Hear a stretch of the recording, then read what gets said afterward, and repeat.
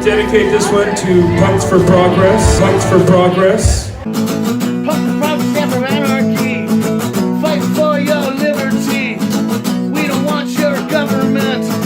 We don't need your services. I'm an anarchist. I'm an anarchist.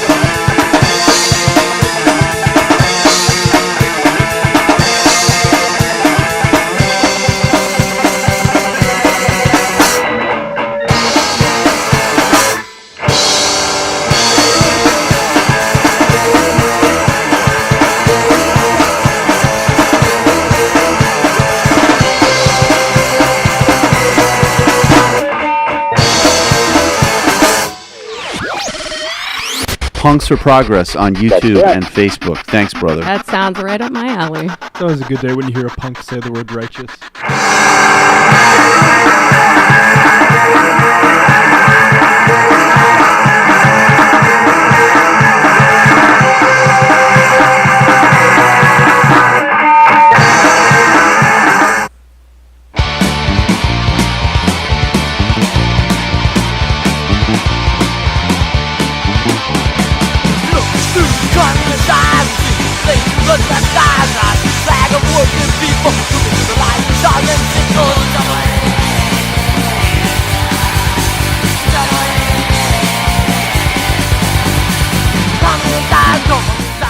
Hey, it's Bunker Mike.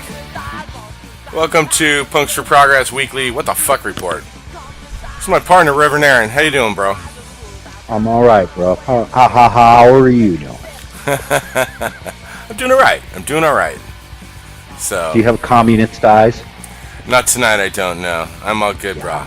We got the first swell of the season and went out and caught a few waves here locally, right here in Lee. So I'm all good today. Well, how does that have any bearing whatsoever on whether you have communist eyes or not? I don't know. And what the fuck are communist eyes?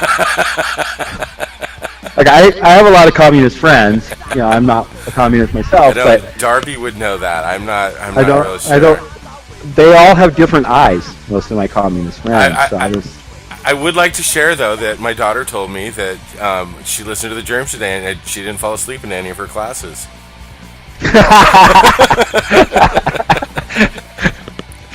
Yeah, if the Germs will do anything, they'll keep you awake in class.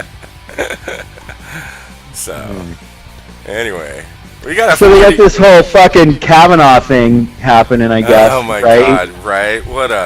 Oh my god. Yeah, and it's just, dude, reeks of freaking scandal. Just reeks. Well, and come on.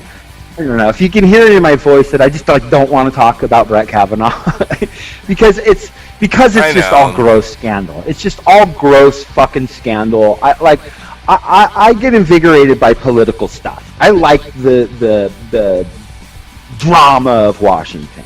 Okay, I'm a political junkie, right? And this is not it. And it's not that Brett Kavanaugh is the problem or whatever. It's just everything that this Cheeto touches, every person that he associates with and brings in is the most smarmy, disgusting creep ever. All of them. And it's... Anyway, we are actually going to talk about Brett Kavanaugh on today's show, even though I don't want to. But I am sure even my bleeding heart liberal friend Jamie will agree with us on that one, okay? What's up, bleeding heart liberal Jamie friend? Hey, Jamie. Shout out to Jamie. Jamie and Kahoot. Yeah, so we will be talking about Brett Kavanaugh with Shannon after the SoCal Shannon Scene Report. She's going to hang out with us and talk to the discussion with Kavanaugh. Yeah, I'm looking forward to hearing her perspective on this. Yeah, me too. And but we do have a packed show. We are going to be we started season 3. What? We're going to talk about what that means. Yeah, what does that mean? Yeah, well, you'll have to stick around to find out. And then we are going to be talking about weaponizing hatred. And the sort of agenda, the right-wing agenda of weaponizing racism and hatred and ignorance. And anyway, we're going to really get into that. Jeez, you wonder maybe that's why they're so up in arms about the Second Amendment? Right. And we are going to be talking about Botham Jean and other acts of just senseless police brutality, violence, and murder. The police are just fucking out of control in this country. That's just going to fucking piss me off, you know that. Yeah, and I'm already pissed off. But we're going to be talking a lot about police fucking bullshit, and we're going to be talking about what they did to Botham Jean and what they're continuing to do to this person, which is fucking just vile and disgusting. Yeah, it is. We have a Bobby O report. We have Bobby O. We have a Radd Report, and we have a SoCal Shannon Scene Report. So we'll be covering East Coast, West Coast, West and South, and the what was it that Donald Rumsfeld said? In the North and the South and the East, somewhat in the West. Something to that effect. Rumsfeld. You're quoting Rumsfeld now on our show. I'm quoting Rumsfeld. Well, hey, man, you know, all these Project for a New American Century right-wing neocons are like, they're the adults in the room now, apparently. Well, that was a mouthful. Yeah. But they're carting all these fuckers back out and, you know, as experts on foreign policy as we're gearing up for right, fucking because like Dick Cheney has like why are we listening to him? Yeah, I don't know. And people like Karl Rove that are coming, or not Karl Rove, but Kenneth Starr that are coming out and talking about how it would be inappropriate to bring impeachment proceedings against Trump, but he would still vote for to remove Clinton from office. So, yeah. Been a great week. Seriously, bro, the hypocrisy is fucking out of control. Yeah, and like I said, they're weaponizing it, and we're going to talk about that. But you had a video pick you wanted to play, so why don't we play that, and then we'll do other stuff after that. This is a band from San Diego called the Beach Goons.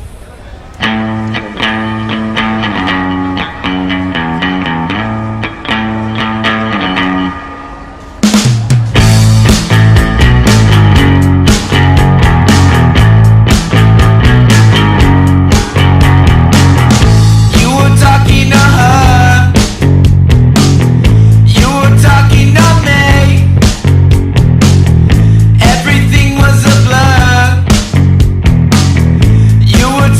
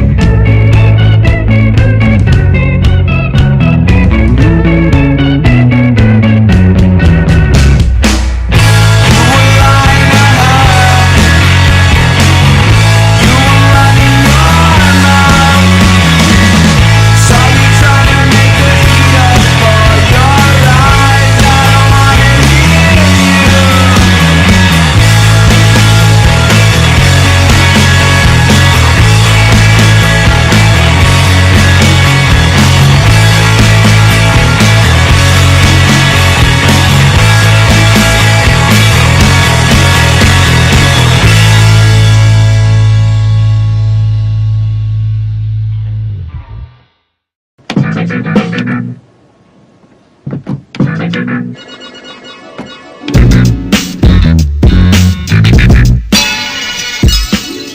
initially rose up speaking to injustices and figuring out how to effectively uplift positive elements of the culture that are based in community, liberation, and empowerment.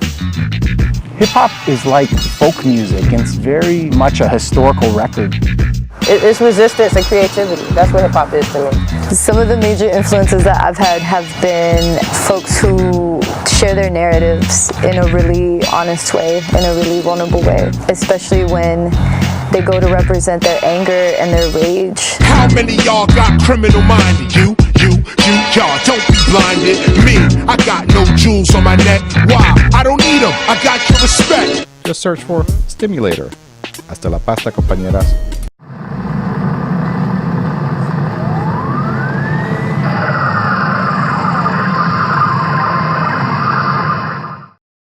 You're calling from a 510 area code. Who are you? Where are you calling from?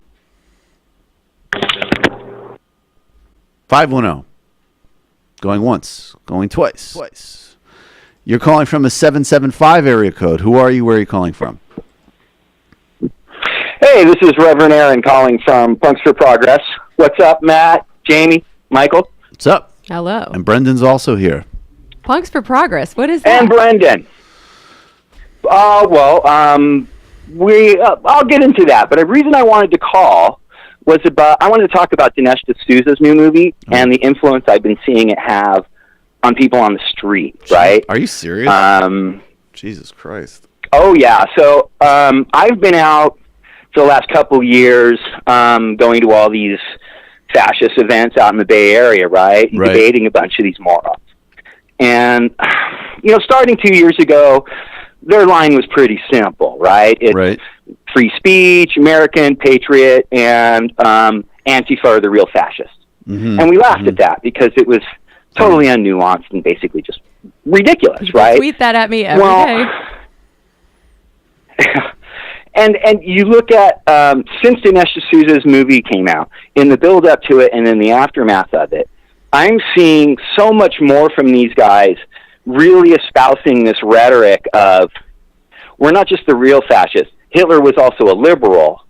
So that means that not just Antifa are the real fascists, but your average centrist liberal is now pushing a fascist agenda of course. like Hitler did. Yep. Yeah, I mean, they really love to conflate liberals and leftists. It's all the same to them. And also it's all just wrong. All the same. Yeah.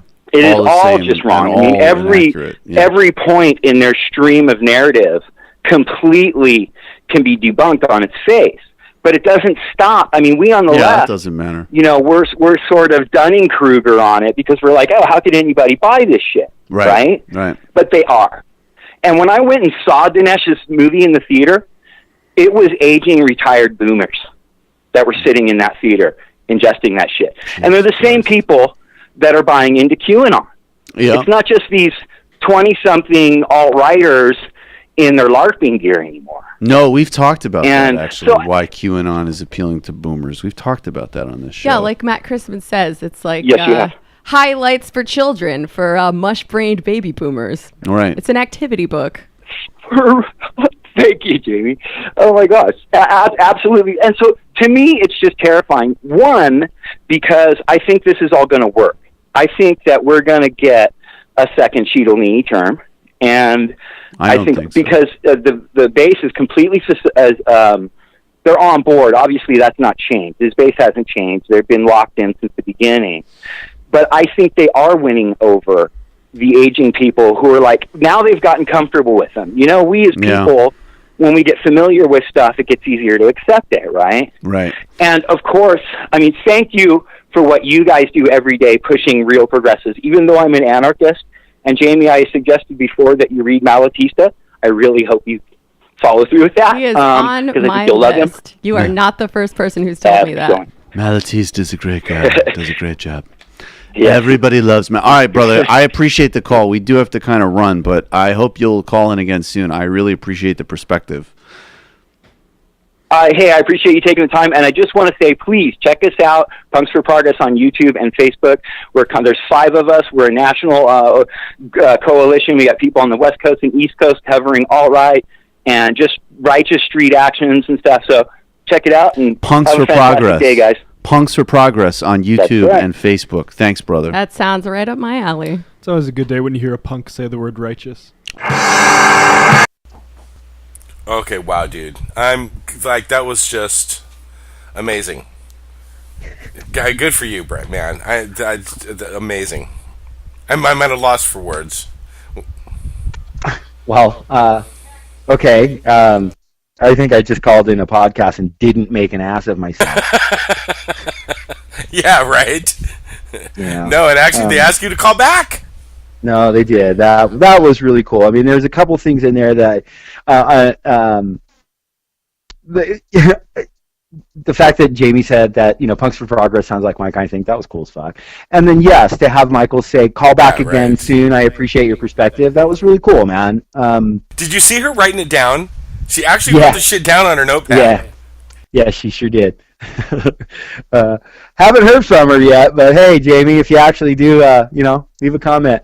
Anyway, but it brings us to the topic of season 3, actually. Season 3? I know, that's an arbitrary, weird thing. Like, we don't actually have seasons, but like... Well, we've kind of made another... Well, like our first year, you and me talked, and we put one image up, and that was it. That was our show. We did that for a year? Yeah, we did that for a year. And then we just started adding a whole bunch of pictures to it. And started adding more pictures to it, and then we realized there are things we could do, because we had absolutely no fucking clue what we were doing when we started this thing. And it took us a while to even figure out like what to talk about and how to talk about it, and like we had all these ideas, and so that was kind of season 1, was us figuring out how YouTube worked, how fucking our recording stuff worked, and whatever. They still hate my Halloween shows. And then we kind of did season 2, which is when we had kind of got the basics of what we were doing, and then really went out and started covering street actions and stuff, and that got us some followers, and got a couple videos boosted. What's up to Right Wing Watch? We got a huge boost out of them. They mirrored my video of screaming at Alex Jones on a live InfoWars stream at a rally at UC Berkeley. Yeah, I remember that. Yeah, for sure. Which has got like 100,000 views on it or something on his channel. So that did us a lot of. So if you came to us from Right Wing Watch, what's up? And didn't we get we got a little bump from my appearance on Punk Rock and Politics?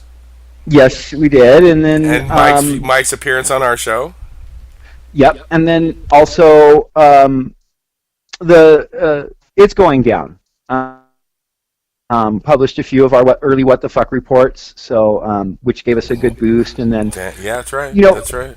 But then, and we were just kind of chugging along and slowly getting, 1 or 2 subs a day, and and then, we decided that we needed. Well, actually, what was going on was you moved to Hawaii, and we were leaving Southern California uncovered. And you were really getting involved in a lot of stuff down there. You were getting ready to start a Food Not Bombs. You had the official go-ahead from Dude from Food Not Bombs to start your own chapter there in Redlands. And then, things went the way they were, and you decided to move to Hawaii. But we were like, at that point, man, like, kind of sucks that we're not going to have someone in Southern California. So we brought on SoCal Shannon, who has been amazing, and who essentially fucking runs our Facebook page. Sister Shannon.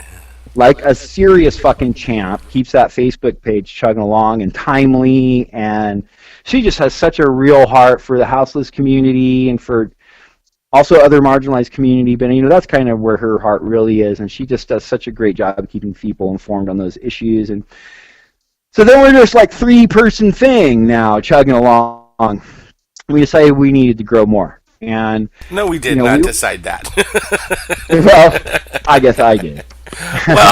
well, we just, things evolve as they evolve, man, and we have followers that like and share our shit on a constant basis, and they say, righteous things on our page, and and they kind of feel like they kind of joined us.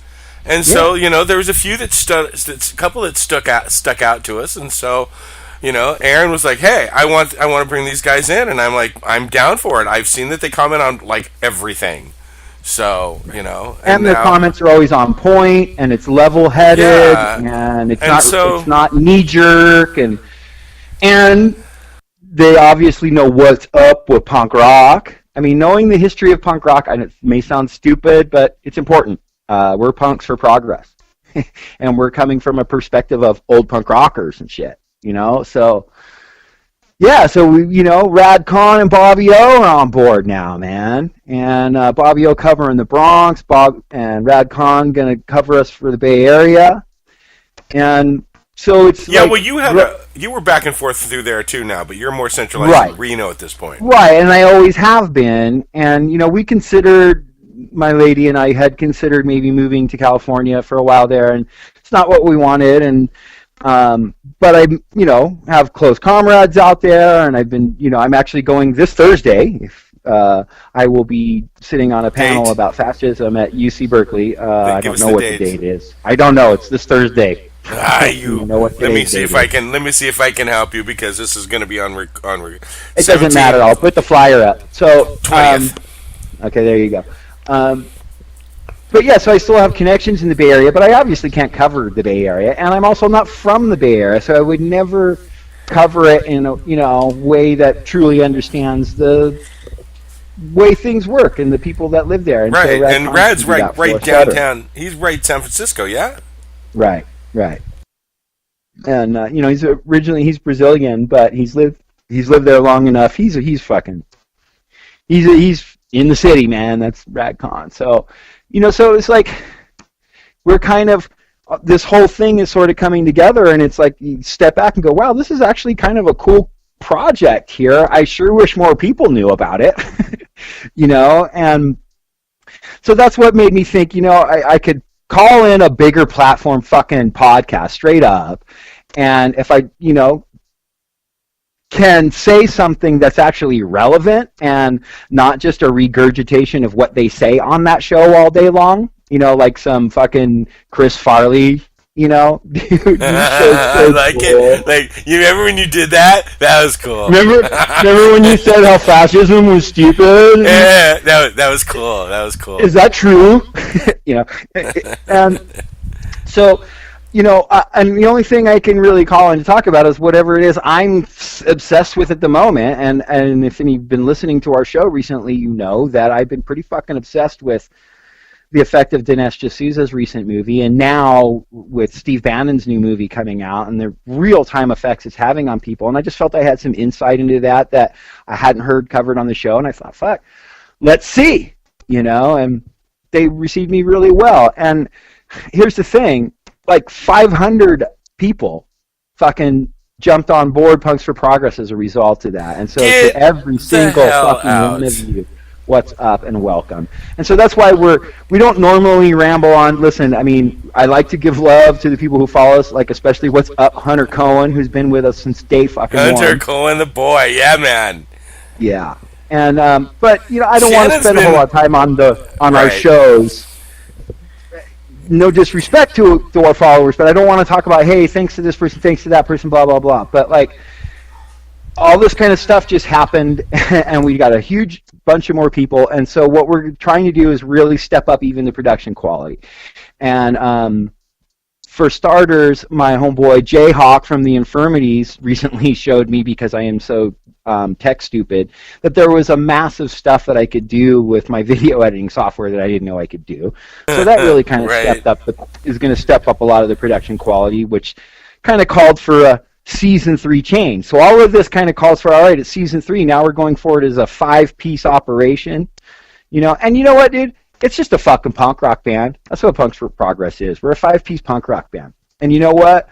We did a little opening gig for Sam Cedar recently, and didn't we didn't blow them off the stage, but they'd like to play with us again sometime. So that's pretty fucking cool. And that is really the reason I say that is, that's what I've done for 25 years, bro. Almost 30 years has played in punk rock bands and booked punk rock shows. That's what I know how to do. So really, I'm following the same methodology I've always followed in putting projects together. We're just not playing guitars, and we don't need amps. We have podcast gear and shit. And all I know how to do is run my mouth and talk out the side of my neck. Yeah, and you got a big old fucking neck for talking out of. So. But, lastly on this season 3 note, I want to give a lot of love out to Johnny Potter from Evolution Tattoo, our one sponsor that's been with us forever. He recently just invested in mic, getting a whole new package for new mic, headphones, and converter and stuff. So, and better recording software. And so thanks so much to Evolution Tattoo, who also, I have to point out, that fabulous fucking logo of ours, that Emma Progress logo, that's John Potter who drew that up for us. So that would be the young lady with the mask on and the Puncture Progress flag. That would be Emma who Progress. has been fucking marching for the last fucking 10 weeks and will still fucking knock your noggin into the dirt. She fucking is not fucking around, Emma Progress, dude. So, but yeah, I also want to give out my love to our new subscribers and our new followers. That was a brilliant idea, Aaron. But now it's like, oh, this is some legit shit. Shannon and I are kind of freaking the fuck out, and it's like we want to make sure we have plenty of content, and that we're not quite as janky as we used to be. and we want to be less janky. I mean, I think the best way we can show our appreciation for this big boost in followers is to fucking put out good content. So that's what we're going to do our best to do. So even with our vile, profane mouths, we should probably get into the kind of shit we do around here. What do you say? Okay, so let's run our mouth now about what?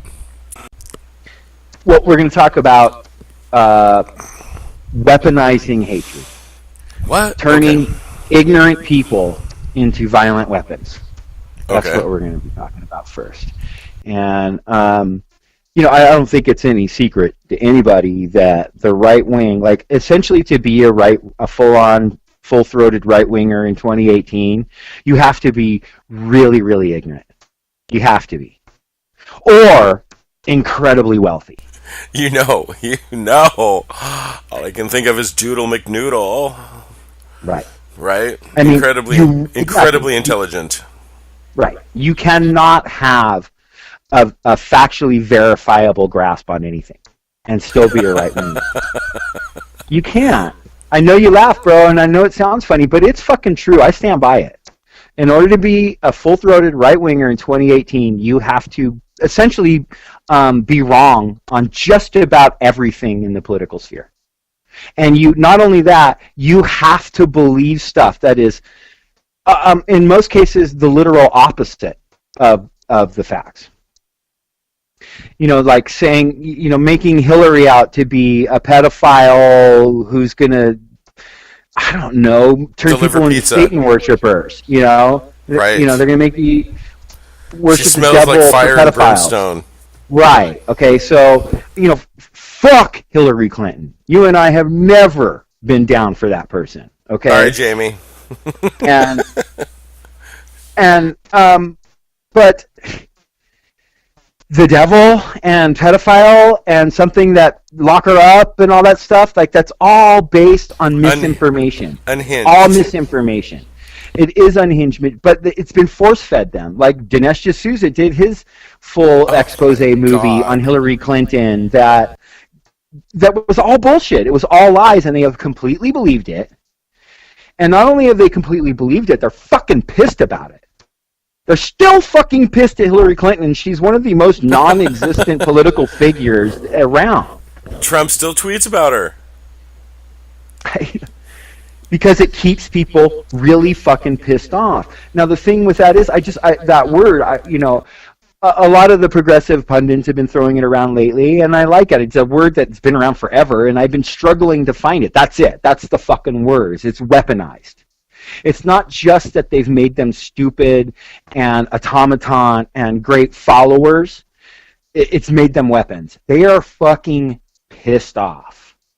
And anyway, Benjamin Dixon guest hosted David Pakman's show this last week, and he talked about this some, and I'd like to play a little bit of the clip from it. Can we do that right now? And we'll come back and shoot shit. Yeah, let's do it. Part of the strategy that Republicans use to maintain this level of unreasonableness that we talked about in the last segment, part of that strategy has been to weaponize stupidity. I want you to hear me out. And I know we on the left, we as progressives and Democrats, we try to be reasonable and we don't like to use harsh language. We don't even want to call Donald Trump a liar, even though he's proven himself to be a liar. But I want to share a tweet on your screen from someone who writes for this guy named Jacob Wall. He writes for Gateway Pundit, which is a rag. But, you know, it's worth pointing out, not only because of how many retweets and likes it got, because I think it is a great example of how Republicans weaponize stupidity to their political advantage. And this is what he said on Twitter. He said, quote, Obama nationalized healthcare. Obama nationalized the media. Obama nationalized mortgages. I'm sorry. Obama nationalized banking. Obama nationalized housing. Obama nationalized education, in parentheses, Common Core. Obama was the fascist. So Obama's the fascist. Wow, amazing, right? And so how he nationalized healthcare? That was the Obamacare thing, I'm assuming. Yeah, it's national because I still don't have insurance. Nationalized banking? I don't know. I don't remember him. He didn't seem very radical to me, bro. I'm just saying. No, nationalized banking means that the government would be in charge of the banks. Is the government in charge of the banks? No. Nationalized media? No. No, look. We're going to get into more the Benjamin Dixon clip, and he kind of goes for point for those. But you know, what I found fascinating was the very last thing. Obama was the real fascist. That's the same shit.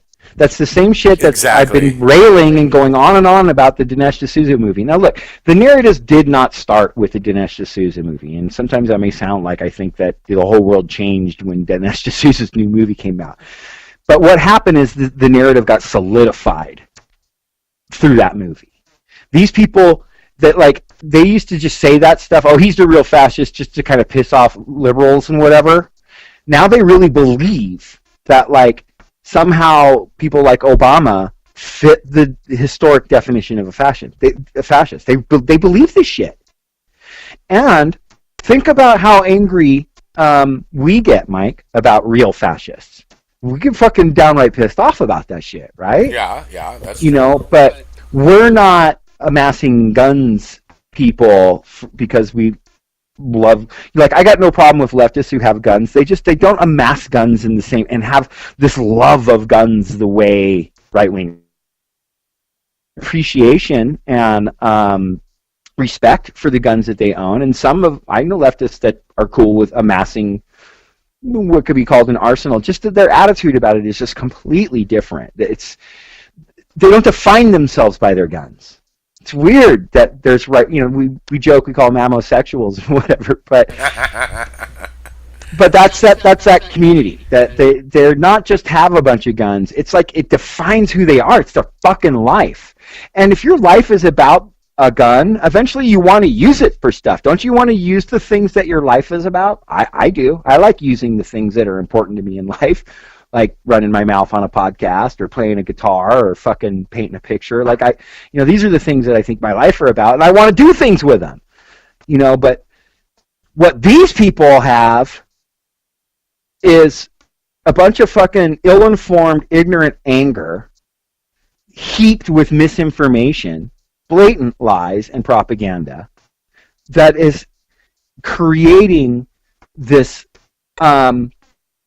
real existing enemy for them to hate, which is anyone that is a liberal, not let alone a actual communist or anarchist or a socialist or whatever. No, you're bleeding heart liberal, Jamie. They hate you. Yeah. They think you're a fascist. They think you're Hitler. And they believe it. And they come out and they're God, you see it on the streets. Check out. We just did the Behind the Orange Curtain Part 2 with SoCal Shannon. Dude, that's exactly what I'm thinking about. Are those clips that we had in that show?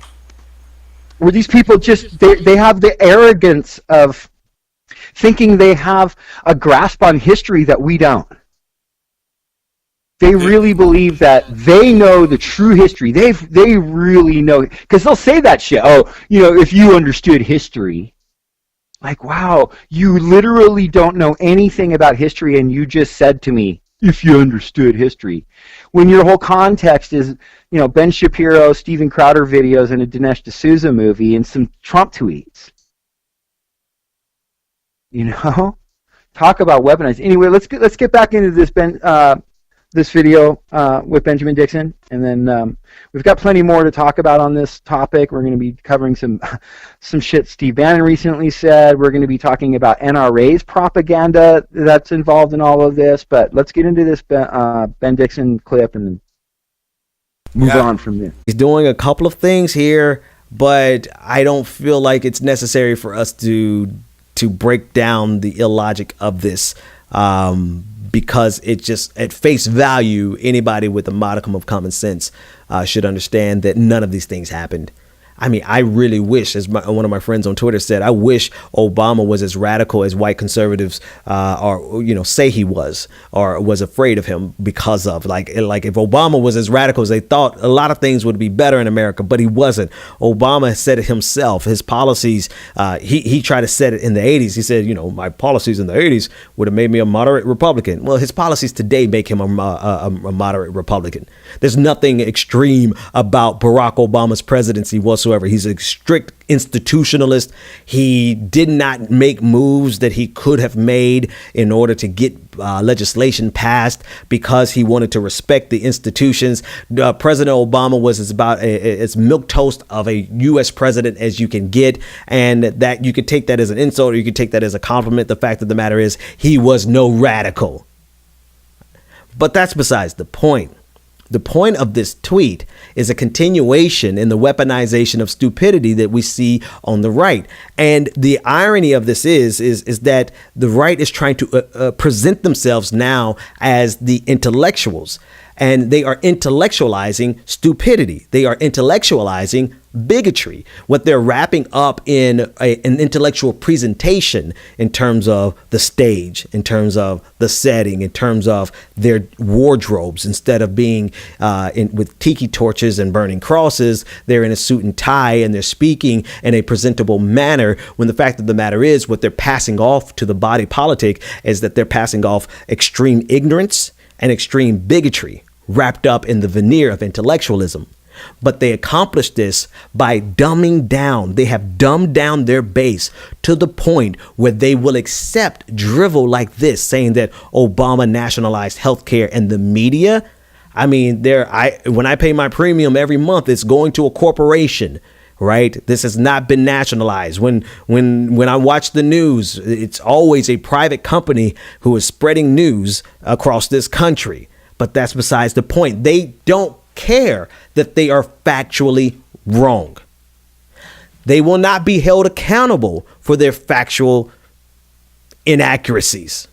They will not be held accountable for spewing some of the most ignorant and bigoted bile that we've seen in generations, because their audience appreciates the fact that at all cost, no matter what comes, no matter what the situation is, they are capable of spinning an issue to attack President Obama, former President Obama, and the Democratic Party and the left in general. That's it. It doesn't matter what you do. It doesn't matter what you say. It doesn't matter how ignorant what you say is, so long as you give people on social media and people watching Fox News the ability to be angry at the left and to think that everything conservatives do is right, then you get a platform. You get a platform. You get a job. You get a raise. You get funded by the Koch brothers. You get funded by this conservative think tank or so-called think tank. because you have demonstrated that there's nothing that you won't be disingenuous about. There's nothing that you won't lie about. And there's nothing too ignorant for you to share and then subsequently have it spread across social media. That's all that matters. They have weaponized stupidity. So all I have to do is push their ignorance, and I can get a platform too? No, I'll stick with the one I got. Well, it's got to be a little more nuanced than that. Koch brother money? Yes. Well, no, you have to push ignorance. You have to solidify their ignorance. But you also have to make them really push them to the brink of doing really stupid, violent shit. Intellectualize their ignorance. Yes. Yes. Make them feel like they're the ones who have the education. And to be proud of, when we on the left go, hey, wow, that's really disgusting behavior. To be proud of that, because it's not. Those are the fascists who are just trying to bring you down, those liberals who are the literal, they're the real fascists. Yeah, they're Hitler. Okay, you're not a disgusting racist. You're not. I know you hate immigrants just like I do, and you're super xenophobic, and you think women have a place that you should determine somehow. But you're not a bigot. They're the real bigots. But don't worry about all the shit that we're doing. Okay, anything we do is good. It's good for the economy. It's good for you. It's good for the environment. Okay, trust me. All the shit we're doing is good. No matter what anybody says, especially the liberals, because they're really the fascists. And look, so just this week, but it's pissing these people off, bro. And it was like I was saying before. It's like they're exploiting their fear, and that's making them angry and stoking it. Yes, adding fuel to the fire of it, and making sure that they have access to weapons. Oh yeah. Oh yeah. And we're going to get into some NRA stuff, because the NRA, they're not even just pushing guns anymore. They're pushing anti-abortion rhetoric. They're freaking out about diversity and calling diversity racism and shit. I mean, anyway, but before we get to that, this week I put up a new video, me critiquing a sort of an interview with Steve Bannon, and I want to play a short clip of that. Because it gets to, what I was talking about, this notion of they're making people feel proud of their ignorance and their hatred and their bigotry, and then making them feel like, but it's not that. You're not a bigot. That's not what it is. Anyway. I'll just let Steve Bannon fucking say it. So let's just play that and okay. By the way, you're completely arguing the point over and over again. That's what I said in France. Let them call you racist. Laissez-vous appeler raciste. Let them call you xenophobes. Mais laissez-vous appeler xénophobes. Let them call you nativist. Laissez-vous les appeler nativistes. Wear it as a badge of honor. Portez-le comme un badge d'honneur.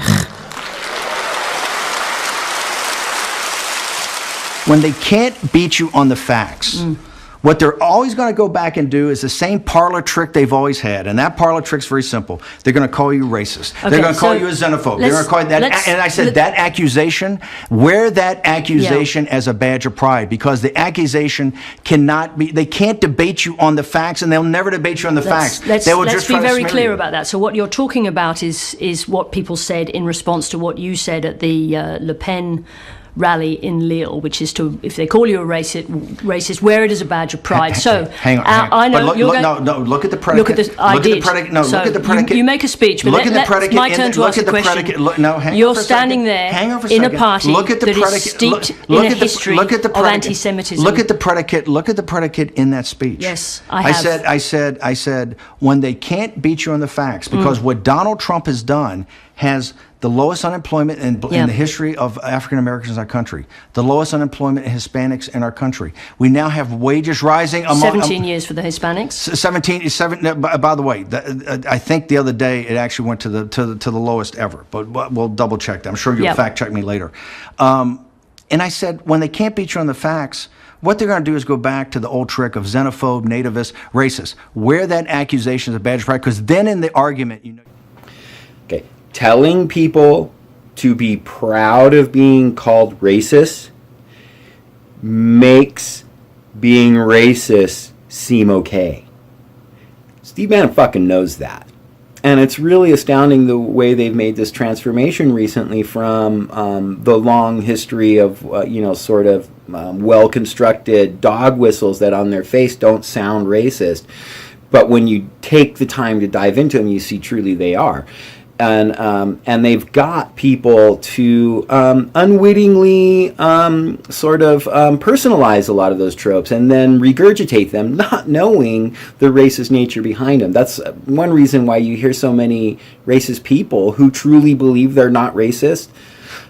It's because they have been force-fed this very well-constructed narrative of dog whistles that they themselves have internalized and come to believe isn't racist, when it most clearly and obviously is. But they've moved beyond even that. Now it's the racist dog whistle is be proud to be called a racist. And listen, he's doing it in such a way as, I know you're not racist. You're not. You hate immigrants and Muslims, and, you think that it's okay for cops to murder black people every day on the street, and you're not racist. But when they call you racist for thinking that, be proud of it. Please explain to me how this does not perpetuate and bolster fucking racism and normalize it and make people feel comfortable with saying and doing racist things. Okay, what I understood him coming from, and I agree with you with you in the fact that when you say it's, if they call you a racist, wear it as a badge of honor. But what he's saying is that because you have say you're in an argument or you're in a discussion with a right winger, and they get you in a fact discussion, and they got you with facts that they're saying liberals will come back with, well, you're a racist. Because they obviously can't win on facts. Right. Which is completely false. Totally false. To start with. But, I understand what he's saying and why he's the way he's saying it, but I agree with what you're saying. By saying the fact that, wear your misogyny, they call you a misogynist, wear that as a badge of honor. Because basically you beat him with facts. But it's emboldening racists and racism. Oh. And so here's the thing: is when liberals point out, or leftists, or whatever, point out to these racists and bigots, people who are bigots, that they're bigots, they instantly go, "No, I'm not. I'm just saying this thing I heard Tucker Carlson say, which that's not racist because Tucker Carlson explained it in such a way where it doesn't sound racist to me, so I'm not racist." But then when you try to explain to them, like, okay, I understand that you bought into a dog whistle and you don't understand that the dog whistle you bought into is actually a racist dog whistle, so let me take the time. That's actually racist. They've already wandered off. They're not listening to you anymore. So you can't, because this is a fucking problem with humanity in general too, man, is we just want simple answers to everything. But life is complex, and most of the things in life have complex answers. And so when someone says they want you to be able to say in a tweet why they're racist, okay, they want you to explain how slavery from 100 years ago has a direct effect on culture today, but they don't want to take more than like maybe 15 seconds for you to explain that to them. And if you can't pull it off in that 15 seconds, you're just wrong. And you haven't proven it, and you're done. And then, so they haven't learned any new information. They've just stayed solidified in their base information. And then Steve Bannon comes along and goes, yeah, when they called you racist, you're not. But, take it as a badge of honor. I mean, I'm like floored by how him saying be proud to be called a racist is still somehow like a dog whistle to racism. It's not even like people will hear that and think, yeah, and then not think that that's a racist thing to do. Look, there's no circumstance. I don't give a shit what you're fucking calling me or accusing me of. I will never take pride in being called a fucking racist. Fuck that. You know, I'm not going to let it hurt me because I know I'm not. You know, you can call me a racist all day. It ain't going to bother me because I'm not. I'm just going to think you're a fucking idiot. But for these people to be so affected and so butthurt when people call them bigots, you know, what's that about? Why does it bother you so much? Calling out the truth. Truth hurts, man. Fucking A. And then now Steve Bannon comes along and goes, hey, you know, and people like him. It's not, you know, his new movie coming out, Trump at War, is totally like, you know, when Trump made that speech about how if the Democrats win, it's going to be violent. Like he said, violent like 3 times. I think we're popular, but there's a real question as to whether people are going to vote if I'm not on the ballot, and I'm not on the ballot. A lot of people think I don't like Congress. People say I'm not voting because the president doesn't like Congress. It's not a question of like or dislike. It's a question that they will overturn everything that we've done, and they will do it quickly and violently. And violently. The president said, there is violence, his words. When you look at Antifa, these are violent people, he continues. You have tremendous power. You were saying in this room, you have people who preach to almost 200 million people, depending on which Sunday we're talking about, close quote. That from the president. That's essentially what Trump at War is all about. That's what the thesis of that fucking movie is. And, you know, so coming off the heels of, like, Dinesh D'Souza's movie of telling people, hey, check it out, all the liberals, literally anyone who disagrees with the Trump agenda is a fucking violent fascist who hates you and wants to destroy America. And then now you're going to have this Bannon movie come out and say, yeah, and they're going to fucking be violent, revolution, destroy America if Trump loses. So that doesn't just, it's like they don't care whatever they do to keep this fucking, you know, fascist machine chugging along in Washington. Damn what they do to people's psyche, damn what they do to our communities, and the way they weaponize all these fucking base supporters and turn them into raving, frothing, fucking violent, pissed off morons. It's scary, bro. Yeah, I mean, I hope I'm exaggerating it. I really hope I'm exaggerating it, you know, but I shudder to think what happens if they actually do impeach this guy. And not only if they impeach him, if he loses in 2020, you know, when he pardoned, we talked about it in an earlier show, when Trump pardoned that fucking, I can't think of his name right now, but he was the dude that the Bundys took over the wildlife reserve over, and dude who fucking straight up broke the law a bunch of times, privileged white rich fucking asshole who doesn't want to pay fucking proper taxes for the, you know, land that his herds are fucking ripping apart. And so when Trump did that, when he pardoned him, that was like, man, he won the loyalty of the ignorant militia movement like mad that day, you know. I'm just, you know, it's like, you know, Trump, you gotta impeach him, you know, all this stuff. It's like, man, I'm nervous about any way with which he's removed from office. I would love to see him removed from office. Don't misunderstand. He's one of the most foul, disgusting, stupid people I've ever been forced to be aware of in my life. But man, these people are scary. You know, and again, let's get into some more of this. You know, we mentioned the NRA. It's really kind of terrifying what the NRA is doing too. You know, I mean, they're not just about guns. That's not bad enough, right? Yeah, I mean, the way they push guns is so disgusting. But they're just they're just a fascist propaganda outlet now, selling stupidity and fear and fucking dissing on Thomas the Tank Engine, bro. What? Straight up.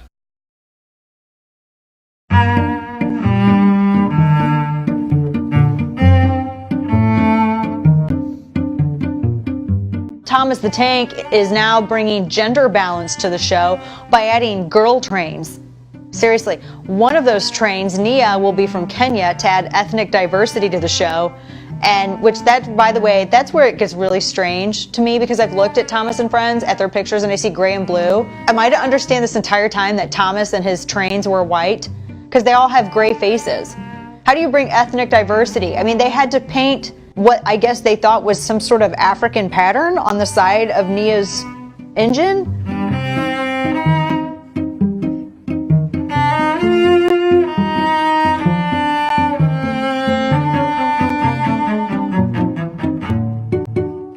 I'm looking at this picture and I'm really, really struggling to understand how in the world there isn't any diversity in any of this. Oh, was it because I see it? It was the white hoods and the burning train tracks. Okay, fine, fair point, fair, I get it.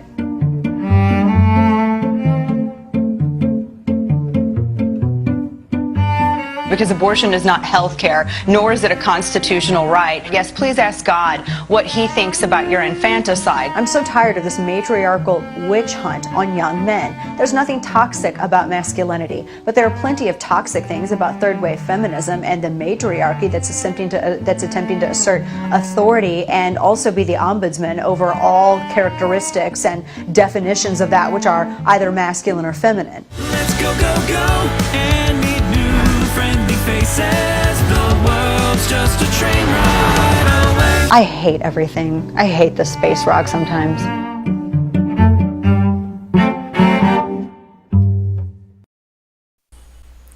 What a fucking disgusting piece of shit. Yeah, like maggoty shit. You know? What? That's not Fox News, is it? No, that's just some fucking NRA propaganda. Holy They're regularly pumping out content like that. What the fuck, for one, does that have to do with guns? You know, and Thomas the Tank Engine is the KKK. You know, and this is what I'm talking about. It's weaponizing stupidity. Diversity is evil and bad and fascist and the Ku Klux Klan. That's Orwellian as fuck, dude. Yeah, you think? I mean, and it's just this is a cohesive narrative. These aren't, you know, the NRA working, you know, just happens to be putting out this let's weaponize stupidity and the left are the real fascists all on their own, while at the same time Bannon's pushing it, while at the same time Dinesh D'Souza's pushing it, while at the same time the Trump family's pushing it. This is a cohesive, concerted effort to sell the opposite of history to get people angry and fucking stupid. And look, you think it's not cohesive. Let's get into this next. This is a got to give love to the Majority Report since they gave me some. But yeah, this is a clip from a portion of a clip from the Majority Report this week with Tucker Carlson doing essentially the same thing you just see this festering maggot lump of shit just talked about. Oh my God. Okay. Precisely is diversity our strength? Since you've made this our new national motto, please be specific as you explain it. Can you think, for example, of other institutions, such as, I don't know, marriage or military units, in which the less people have in common, the more cohesive they are? Do you get along better with your neighbors or your coworkers if you can't understand each other or share no common values? In defense of what you've been saying about this question of how diversity is our strength, well, I think, you know, that is repeated constantly to the point of where it's kind of a cliche, and there's a lot of cant about it. And I think you were entirely within your rights to take that on and ask for people to make the case. Make the case. I think you should be allowed to ask questions. I agree. Not everyone does. So here is a mashup from Media Matters of some white nationalists, one of whom is Lana Lotkov. She was one of those people. Richard Spencer. And here is Tucker Carlson. Maybe, I don't know how I just ended up talking just like a avowed white nationalist. What a coincidence. Diversity is our strength, they screech, as if that settles the conversation by itself, like a magic talisman. Diversity. We hear about it nonstop. It's the mainstream motto. How precisely is diversity our strength? Since you've made this our new national motto, please be specific as you explain it. Can you think, for example, of other institutions, such as, I don't know, marriage or military units, in which the less people have in common, the more cohesive they are? Do you get along better with your neighbors or your coworkers if you can't understand each other or share no common values? The problem comes from people who are different in race, language, religion, ethnicity, trying to share the same territory. Look at Great Britain, look at France, look at Sweden. They have massive terror, crime, and disorder problems and cultural assimilation problems for one reason. They imported a bunch of people from a part of the world that doesn't share their values. Look at the history of multiracial nations. It's a history of conflict, it's a history of distrust, and it's ultimately a history of blood and tears. Latin American countries are changing election outcomes here by forcing demographic change on this country at a rate that American voters consistently say they don't want. It sounds to me like we got a problem with people who got here legally altering the landscape politically. I don't like it. Fuck you. Stop it. And notice where this change is not happening. Any place our leaders live. They caused all of this with their reckless immigration policies, and yet their own neighborhoods are basically unchanged. They look like it's 1960. No demographic change at all in their zip codes. Our leaders are for diversity, just not where they live. I find, frankly, the kind of hypocrisy expressed by these alleged champions of diversity to be quite contemptible. They themselves can live in a way to insulate themselves from the brute strangeness of people that don't speak English or whose religion and culture are drastically different from theirs. Hazelton. There you go, folks. Oh, the brute strangeness of being around someone who's speaking this bizarre language, Spanish. So you see what I'm saying about the cohesion, right? Yes, yes.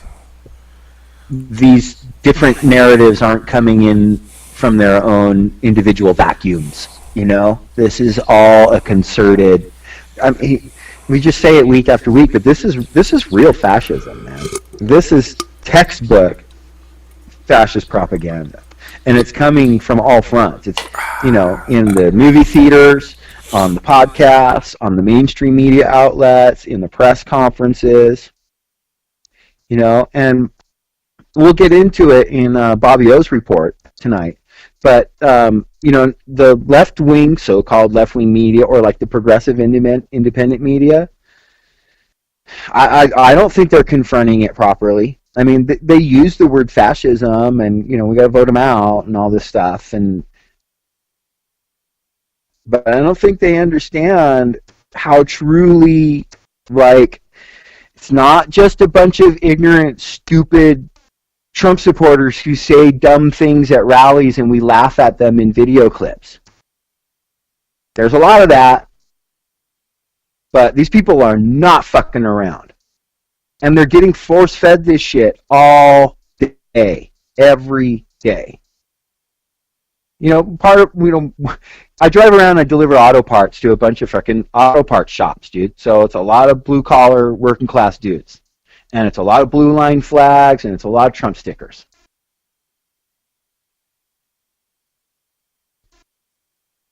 And I'm sorry, I'm going to stereotype those people. If you got a Trump sticker and you got a blue line flag, you're listening to this crap that we've been talking about for the last 20 minutes or so.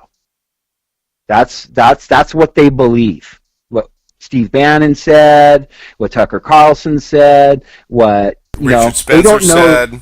Right. And they may not know that Richard Spencer said that. They don't know that. Most likely they have no idea who he is or that they're regurgitating his shit. But they are. You can't be a Trump supporter and not believe this stuff. And, like I said in the Majority Report clip, when I saw Dinesh D'Souza's movie, that was aging boomers in that theater. That wasn't 20-something alt-right college kids who are a little confused and don't know what to make of the political spectrum. They think Pepe's funny and whatever. No, you're right. They're aging boomers. They're a generation above me. And people our age and those people that I just described. And people that my they age, can't. yes. Right. So, and they're not just stupid and ignorant and ill-informed. I gotta say it again. They're fucking angry. And they really think that we want to destroy the country and take all their shit. They really believe that. That was the fucking thing that they used to throw around to criticize Obama. I don't think the right really believed that. But they really believe that now. We're coming to destroy you. That's what they believe. So they're terrified and they're fucking pissed off. And you know what? They're not doing anything for these people, though, except for that. I mean, let's get into some of the stuff of what our fucking powers that be are actually doing, bro. So, these blue line flag, cop boot licking people that are all riled up from all this propaganda, pay no attention to what these people that they support are actually doing. Don't be baffled by the bullshit. Well, they're completely baffled by the bullshit. Meanwhile, not only do you got, oh my God, the things that John Bolton has been saying recently, which we'll get to later. Oh my God in hell. But, I mean, let's look at these cops that they support so much. They're just not kicking in fucking doors randomly because somebody made a phone call about something. Yeah, dude, all you gotta do is make a phone call and accuse somebody of something and a cop's gonna fucking show up at your door. Doesn't matter. I need to know why you busted my door in, where the warrant is, first of all, because you need I don't care what kind of call you got outside, from anybody walking around outside, you need a warrant to bust my door in. I just had 4 cops with AR-15s on my front door and busted it down because somebody called them, said a Hispanic male had an AK-47 or whatever, and that's all the information you need to bust my door down? Okay. Are you ready for me to answer? No, I don't care who calls you. I don't care who calls you. You have no right to bust my door down without a warrant. Even if I did have an AK-47 in here, I am fully within my rights to own an AK-47 as long as it's not an automatic firing weapon. End of story. I'm a felon. You guys didn't know that when AR-15s were drawn at my front door. I can answer. I'm here to talk with you. Come on. Okay. Yes. Under normal circumstances, it does require a warrant. Under exigent circumstances, a warrant is not needed. Exigent circumstances requires what? A full description. Okay. All you guys had was a Hispanic male. You had no clothes on. You had no kind of clothes. And exigent circumstance, it requires a full description. I'm here to discuss with you. I'm not here to get yelling in a yelling match. Yeah, because nobody just draw down on you with AR-15s. So I understand why you so calm, cool, and collected. It's just my house. I live here. Y'all just busted my door in and drew AR-15s on me for doing nothing more than washing my fucking dog. I just got out of class. Now look at my front door. And you gonna sit here and tell me to calm down? I need names and badge numbers. I don't want to hear nothing else. I need names and badge numbers. That's it.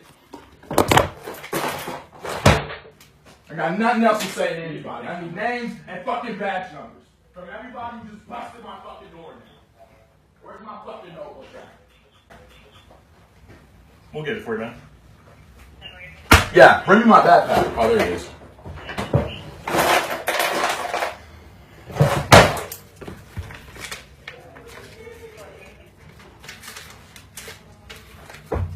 I need names and badge numbers. You're writing it all down for you. Oh, they're writing it down for me? Perfect.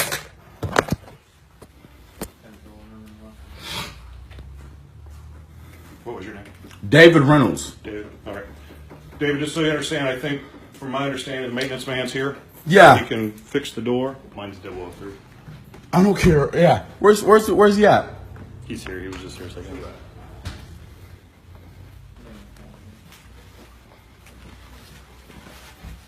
I'm so fucking pissed off right now. You don't even understand. People are dying every day. There's another video on Facebook of one of me dying every day. And y'all don't give a fuck. Every day. Had this have gone any way differently, I'd be laying dead in my own apartment for no fucking reason, and don't nobody care. Don't nobody give a fuck.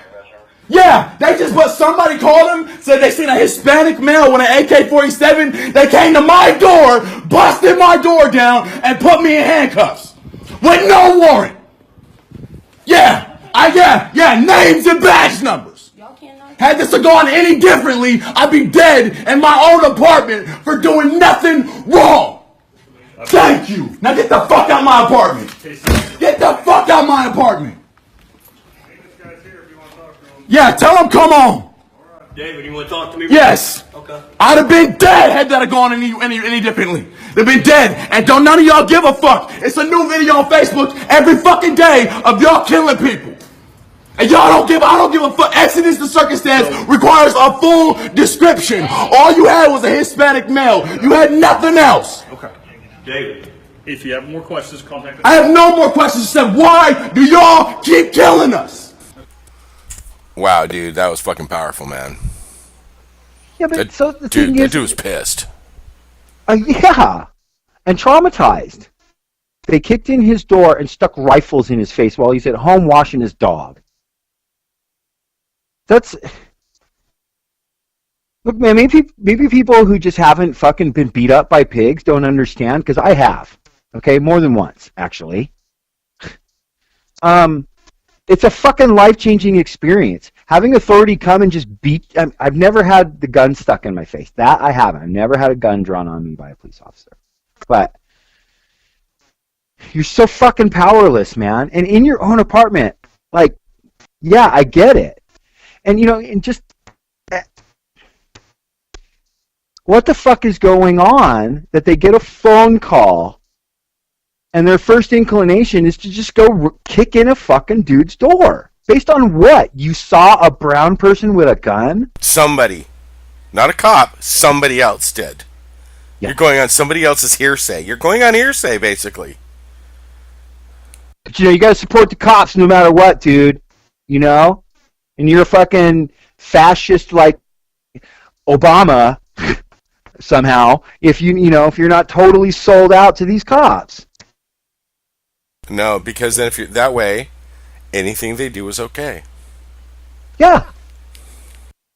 And you hate America if you don't want what we just watched to happen. You hate America. That's it, exactly.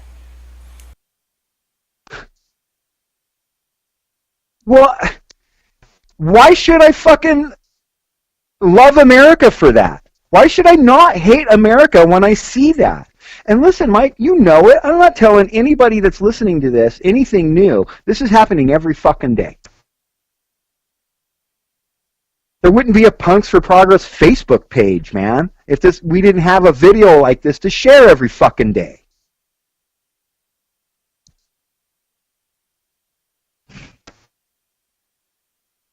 And it's power, it's authority, no matter what, and it's violence. This type of authority is at its root violent. It exists on the premise of violence.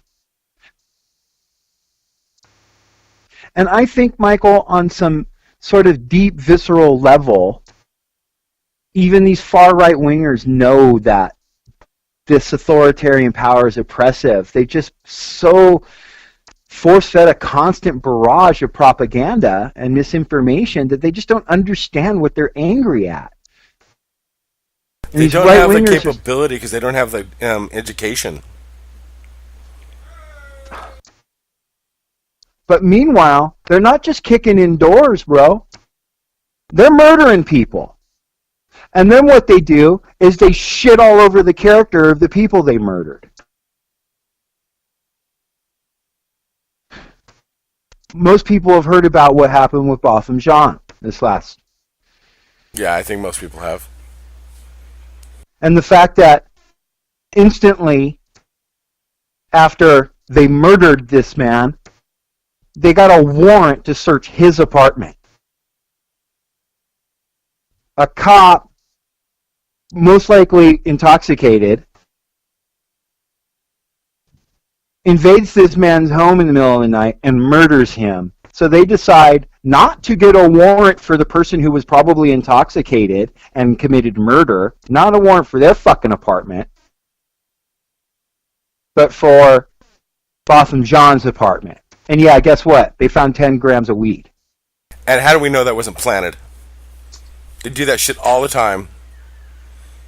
How do we know I don't got 10 grams of weed right now? My dispensary right now, you can't buy more than an ounce. Ounce is 28 grams. Yeah. Why did they get a warrant for him at all? How did they get a warrant for him at all? Because of systemic racism. Because a cop murdered a fucking black person, and they have to act like that doesn't happen. They have to act like that isn't the actual base premise function of the police department in the United States, and always fucking has been. It's about oppressing and hopefully enslaving and profiting off of people of color, primarily black people. Let's just, and listen, man, I want to play this video of the first demonstration right after issued that fucking warrant.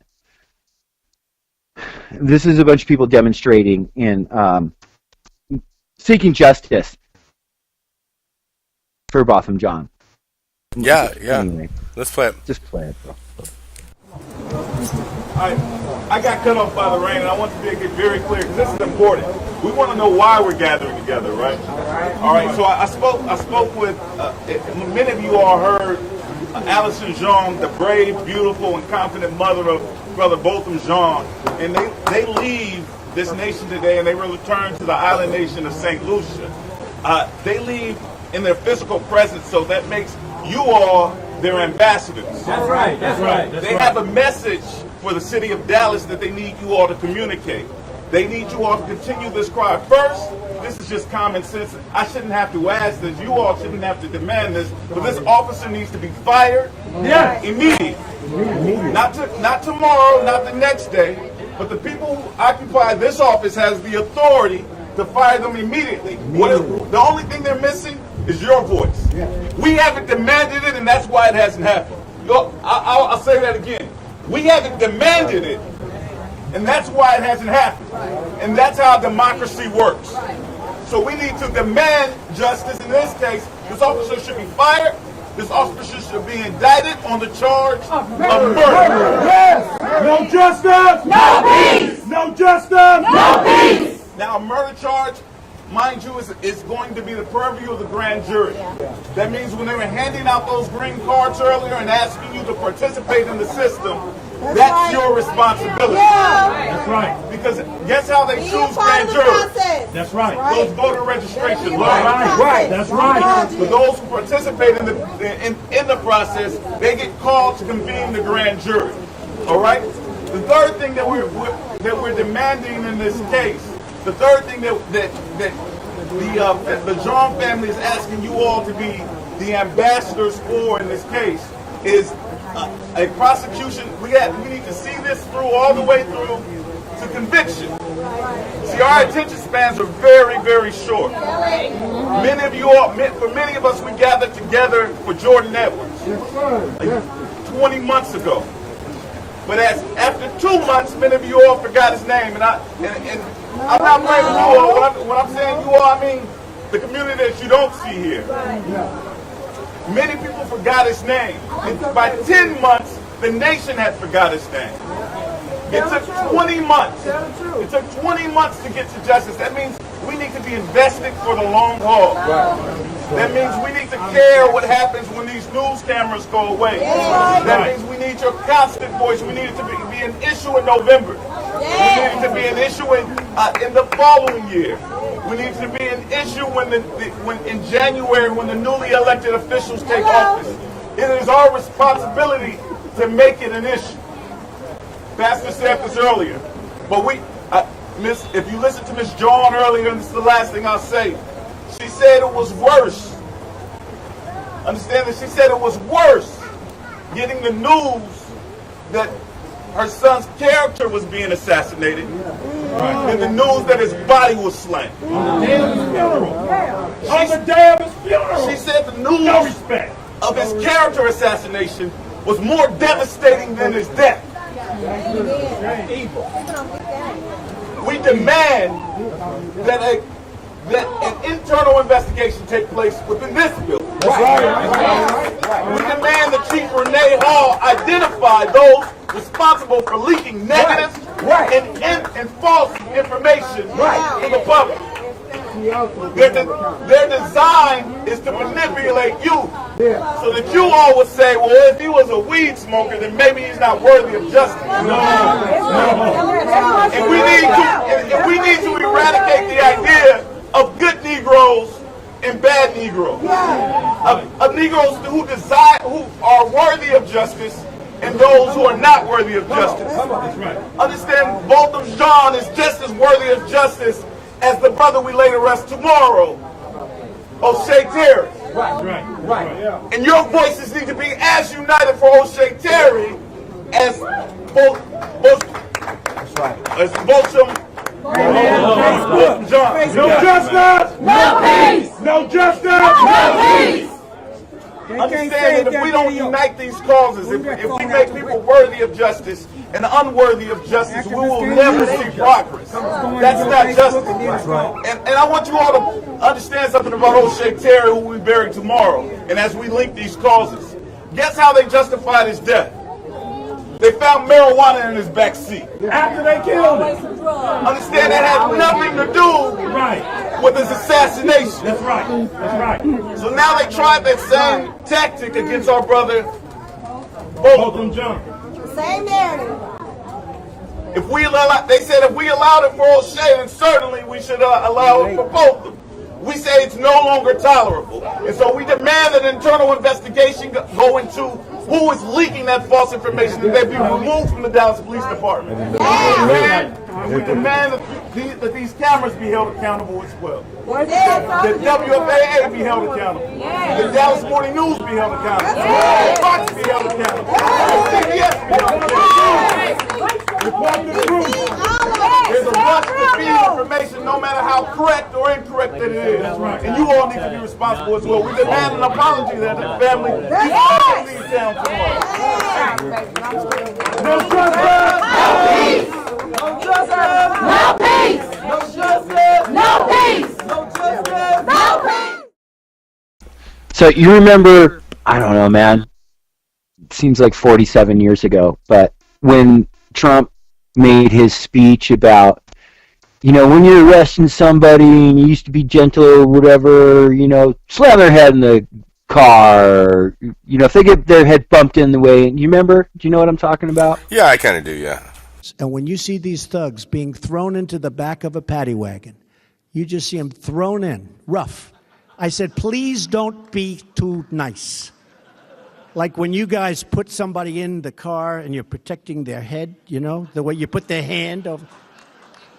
Like, don't hit their head and they've just killed somebody, don't hit their head. I said, you can take the hand away, okay?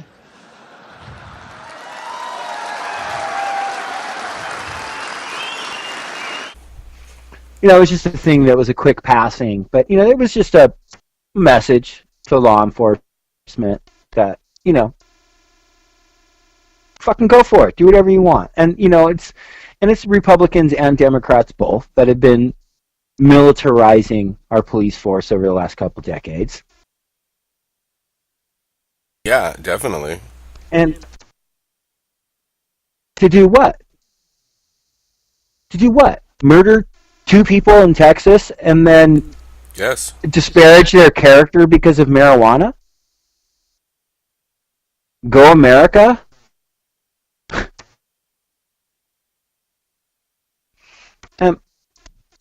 And then meanwhile, I want to talk about,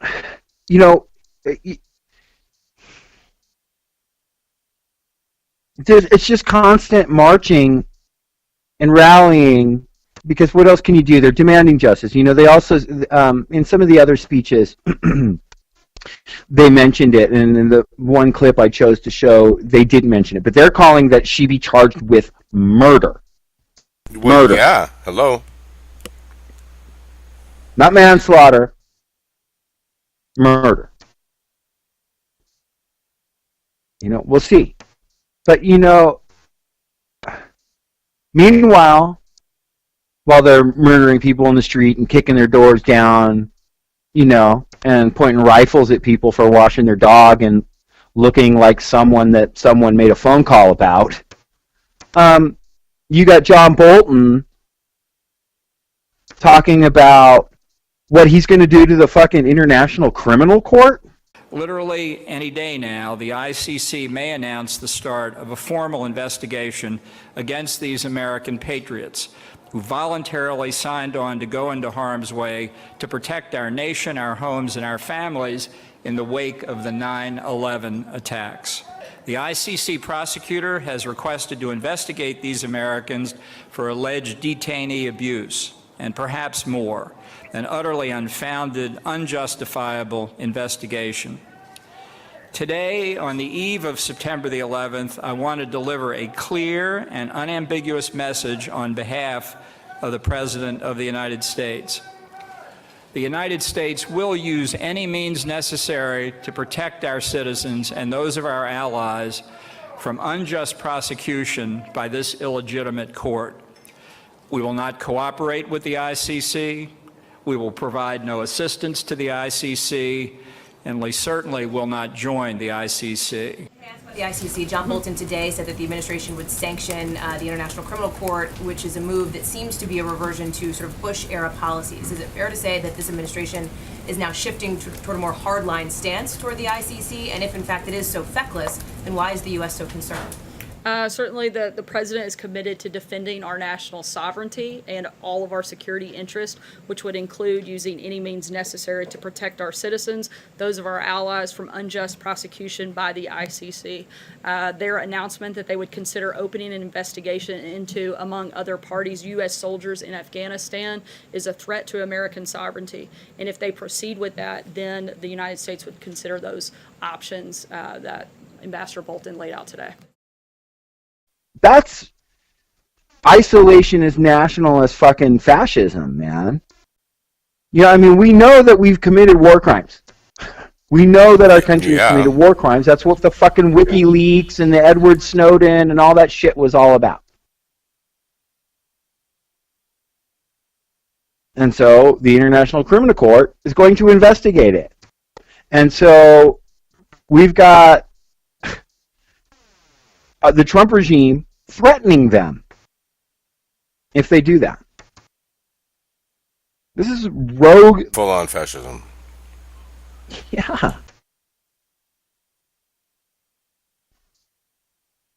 And I don't know that I have much of a solution right now. Meanwhile the liberals are screaming for their fucking blue wave, which we've said forever we think is most likely going to come. I think I've even been more confident that it'll probably happen than you have. But I just don't know that that's... I think you're right on that. I don't see it happening. I see more interstate cross-checking our votes being stolen again. Well, and that's where, when in that earlier opening, in that clip from the Majority Report, when I said that, I think Trump might get a second term, Michael disagreed with me. And I was going to get into, I talked about how they've solidified the base, but I was going to talk about how, it hinges, I could be wrong depending on what they do to Bernie, what the DNC does to Bernie in the primary for 2020. It could all hinge on that. Like, if he wins the nomination for the Democratic Party, then I'm wrong. He'll win. But that interstate cross-check shit comes into place. Because, look, it's like you don't hear any more about Chris Kobach. He's not needed anymore. He did the stuff that he needed to do. It's all put in place. Now, we'll see if it's that's true. Isn't he a governor now or running for governor? Right. He's no longer on the voter integrity committee, yeah. Orwellian team, But, the reason, though, this is one of the things that the Democrats have correct, is that, like, if more people had come out and voted, then the whole electoral college thing wouldn't have been an issue. You know, because if the numbers are overwhelming, the electoral college can't undo it. But there was such a low voter turnout. Now look, I fucking get it. I'm not about voter shaming. Fuck both of those people. I'm down. If you hated both of them equal, or you just couldn't bring yourself to vote for either of those people, I got your back on that shit all day. You know, and I just don't, you know, and I'm on the fence too about the effectiveness of voting. The only reason I have recently been supportive of any type of electoral politics stuff is because we have been pushed so far back from attaining, like, you know, what my long-term goals would be, that I can only see like bits and pieces of just kind of reaching back from the fucking canyon, man, and climbing our way back up, and that's going to involve electoral politics stuff. I don't see a way around that at this point. But I don't see a whole lot of, and it didn't go well for the progressives in New York in this recent primary. Yeah, and isn't New York a far more liberal progressive state? Yeah, blue state, you know, but Cynthia Nixon didn't go. You know, they went with Cuomo, the establishment, and that's the thing, and that's what makes me nervous about what's going to happen in the presidential primary in 2020. Is the blue wave to me consists of, if it's a bunch of establishment Democrats, to me that's still the blue wave. Okay, like, we hope the best case scenario, it's a whole bunch of, like, you know, Alexandria Ocasio-Cortez types, right? Like, that would be a really cool blue wave. Still not, they're still capitalists, so they're Tulsi, still not going to get Bernie. Right, but are we going to get your Cuomos? Is that what the Republican Party is going to give us? And we'll see. Kamala Harris. And this stuff is going to have a bearing on how the DNC handles the primary for the president in 2020. You know, and like I said, I stand by it. If Bernie gets the nomination, man, ooh yeah, I'm gonna invest in popcorn, bro. You know what I mean?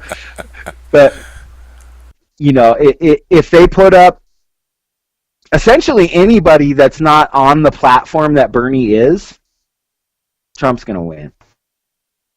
Because none of these fucking all these millennials, they ain't buying it, dude. They're not going to buy the establishment party person. They're not. It's going to be the same thing. So. It's going to be Groundhog's Day. That's, you know. So that's where I was coming from on that. But, you know, we could probably do a fucking Bobby O report right about now. What do you think? Sure, let's talk to Bobby O. Let's do that. What's up, Bobby? Yo, what's going on, guys? What's going on? Not a whole lot, Bobby. Dude, actually what's going on is you just put up a new video on our channel. So I want to watch a quick segment of it and then come back and shoot the shit about it. What do you say? All right, sounds good, bro. Yeah, let's do it. Latest sports news off the street, boppers. The baseball Furies dropped the ball, made an error. Our friends are on second base and trying to make it all the way home. But the inside word is that the odds are against them. Stay tuned, boppers. Stay tuned. Yo, what's going on, everyone? Welcome to the Bobby O Report, Episode 2.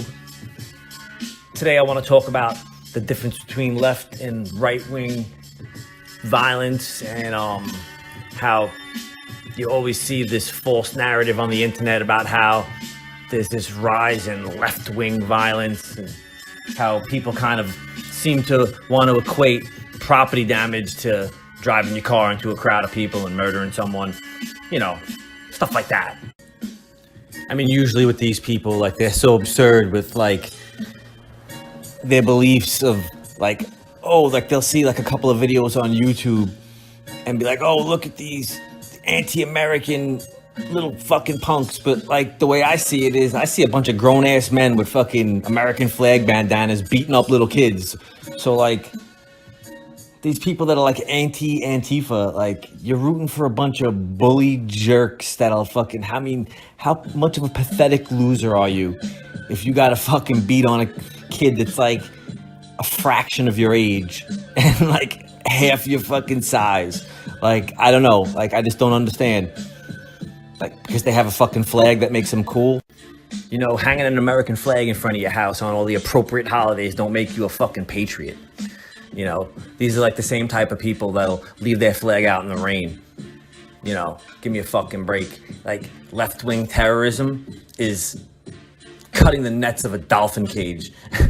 Right-wing terrorism is walking into a fucking abortion clinic and shooting a doctor in the face who just got done giving a fucking routine pap smear. And you could go on the Anti-Defamation League website and look up all the data for yourself. And if you don't trust them as a source, they make it really easy for you to fucking track down where they got all their data from.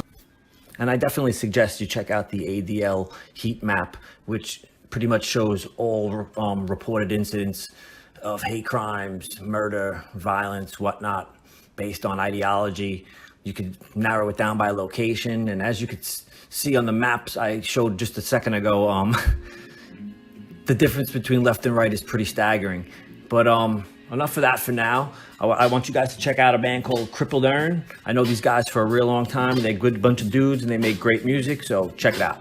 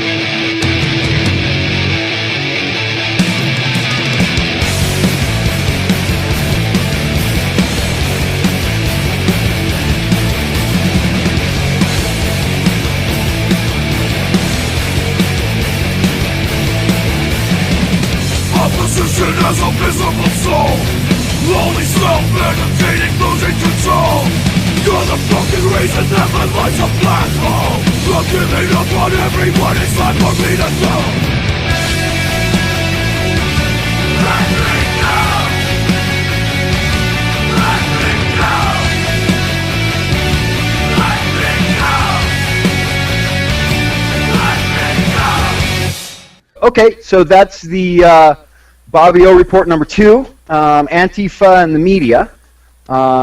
Dude, fucking sick work, good music. Tell us a little more about, tell us about it, bro. Well, you know, I sit around and watch a lot of news all day long, you know what I'm saying? I'm not going to list any names, I don't want to talk shit, but I would watch all the left-wing news media, mainstream, underground, whatever, independent. And it's just annoying that you don't see anybody like stepping up to plate to like defend Antifa. It's always like, oh well, you know, it's like almost as if they're like embarrassed, like they don't want to, you know, it's like almost as if they can't. condone them. You know what I mean? And it's annoying because it's like, what are they going to do in 2020 when they're like trying to get their little podcast reports and they're surrounded by a bunch of fucking psychos? Like, who's going to be the one that's going to save them? Who's going to stick their neck out for them to save them? It's going to be Antifa kids, you know. And it's kind of like, it just seems disrespectful that, like, you know, we're of the left, like, you're supposed to fucking have our backs. You know, you're not supposed to throw us under the bus because, you know, we're going to prevent one of your fucking newscasters from getting on, like, cheesy TV or Fox or whatever, Cheddar, whatever. You know what I'm saying? Like, it's just totally, it's just ridiculous. Well, you know, I'll tell you, it's like Mike and I have talked about it, not on air, but we've talked a number of times about kind of the way TYT handles Antifa, and I get super frustrated.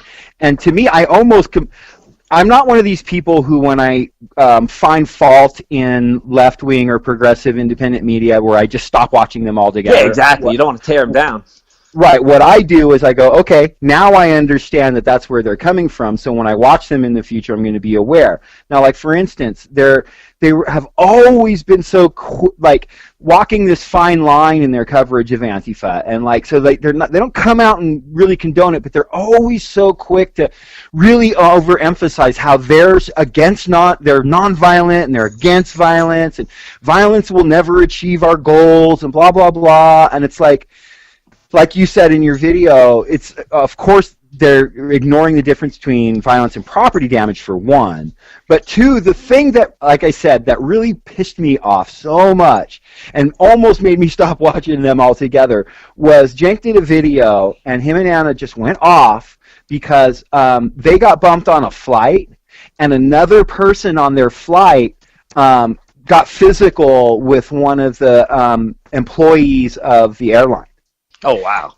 And Cenk and Anna full-throatedly defended it.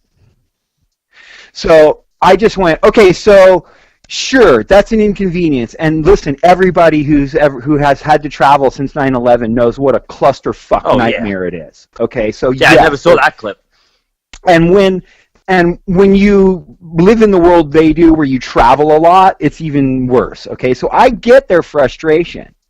And so they're validating, in a way, this violent action of this other person on the flight, while they just spent the last year pointing out how their misinterpretation of what Antifa does isn't the right way to do it. Yeah, really. So it's like, so when you're inconvenienced in your fucking bourgeois world of flying gallivanting in airplanes around the country, and you're inconvenienced there, then you're ready to fucking pat the guy in the back who got physical. Which is like a dream job anyway. Are you kidding me? You're flying from state to state, like, covering important events, getting, like, credit and respect. Like, I'd much rather do that than break my back all day long, all night long, you know?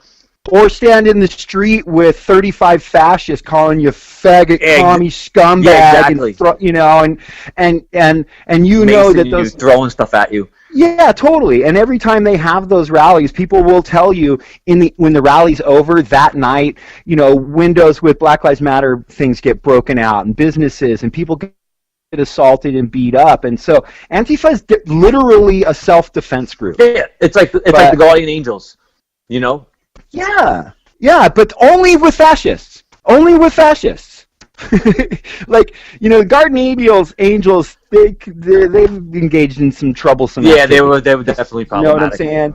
I'm saying? And but Antifa is like, you know what you notice? Not a whole lot of Antifa going on right now, and you're not hearing a whole lot of Antifa because you're not seeing a whole lot of fascist rallies. Yeah, exactly. So right.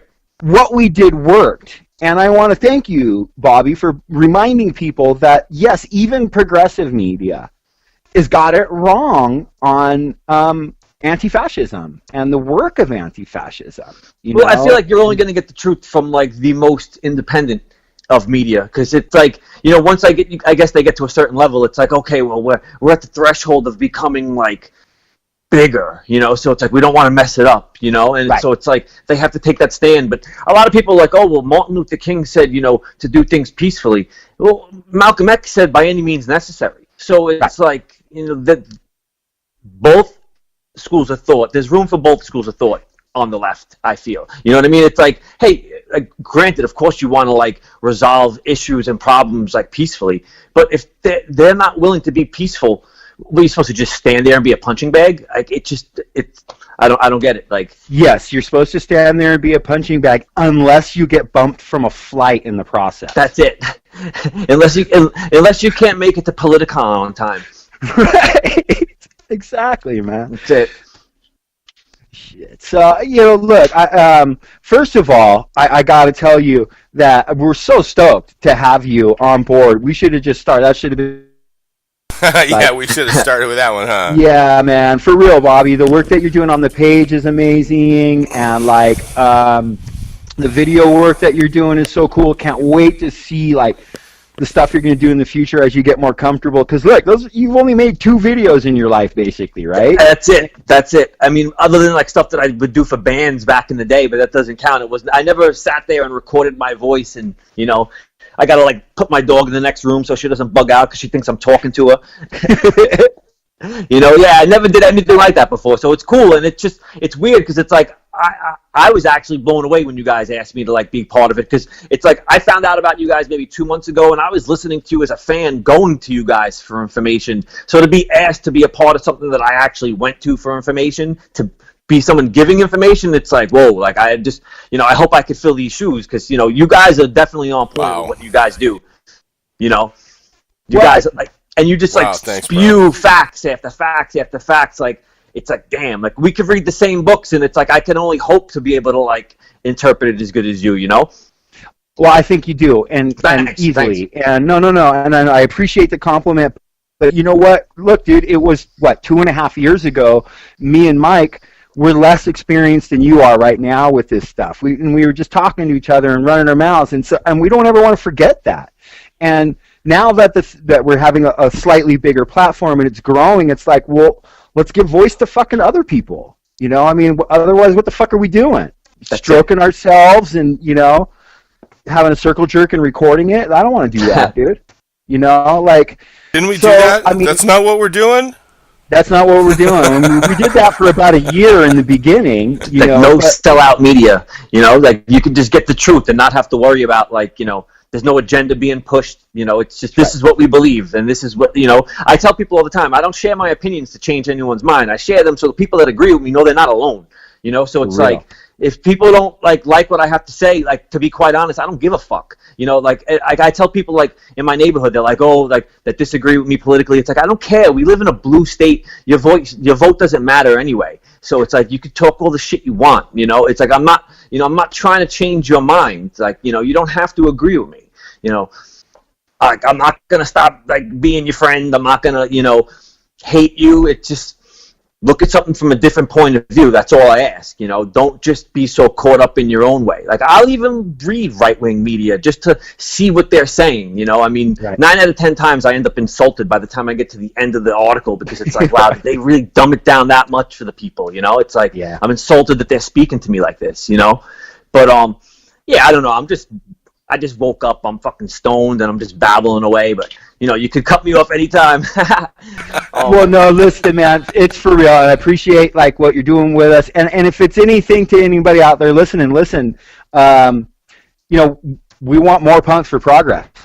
So, if you know your shit, and, I mean, look, it may sound cliche and stupid, but, know your punk rock shit, know your punk rock history, have some informed ideas, and talk to us. If you want to make content, you want to put videos out, fuck, we'll boost them. Just be a decent human being. Yeah, for real. That's honestly, that's the only prerequisite. Just be a decent human being. Everybody makes mistakes. Everybody votes for the wrong person. Everybody supports the wrong person at one time or another. We were talking about that one time, how we thought it was so cool that Bill Clinton ended the fucking Reagan years, but then he ended up being a scumbag too. So it's everybody makes mistakes.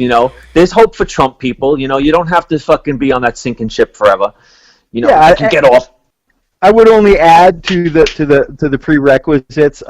Being an anti-capitalist and an anti-authoritarian and a socialist would be a huge bonus. That's it. That's it. Come over to the dark side. Yes.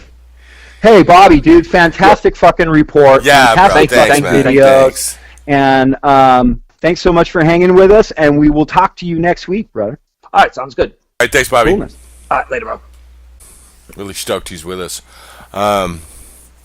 as far as Antifa and the media, man, I mean, I'm mostly Democracy Now, and they cover it and they're pretty straight up about it.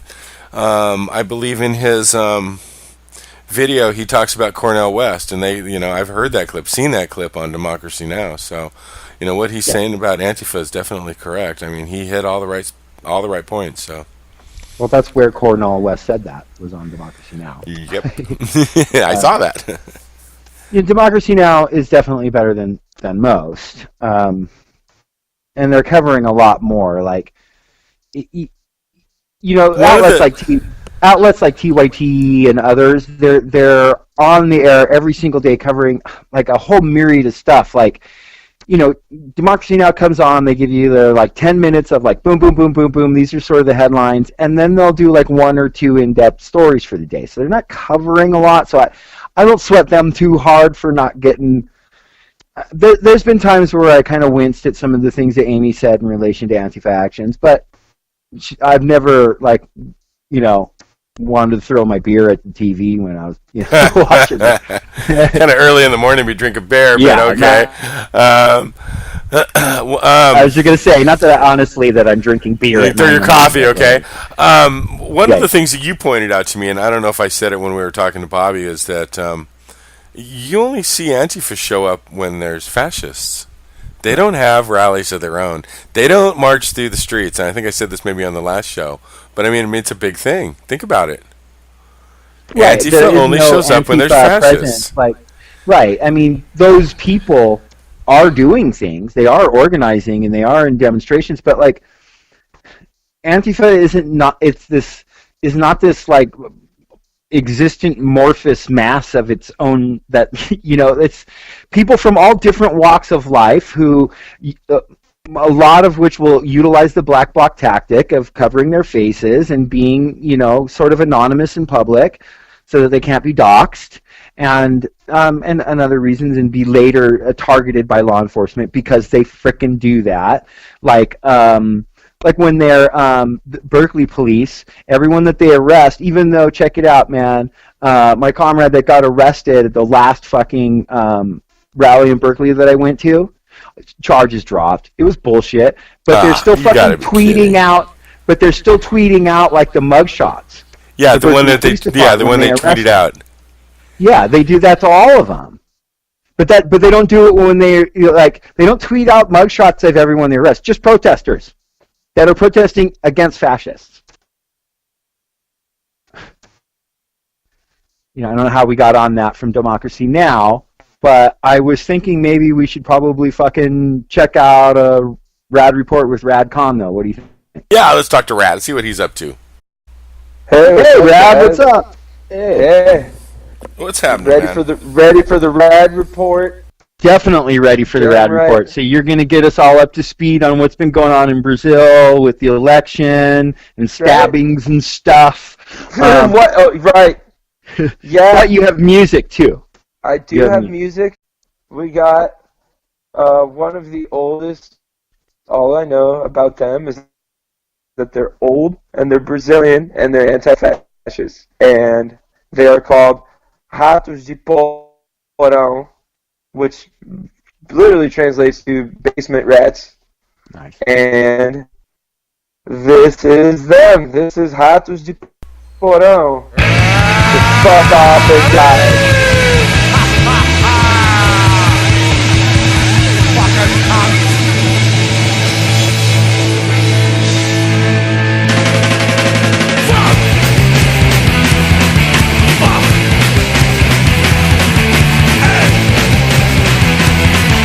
Die!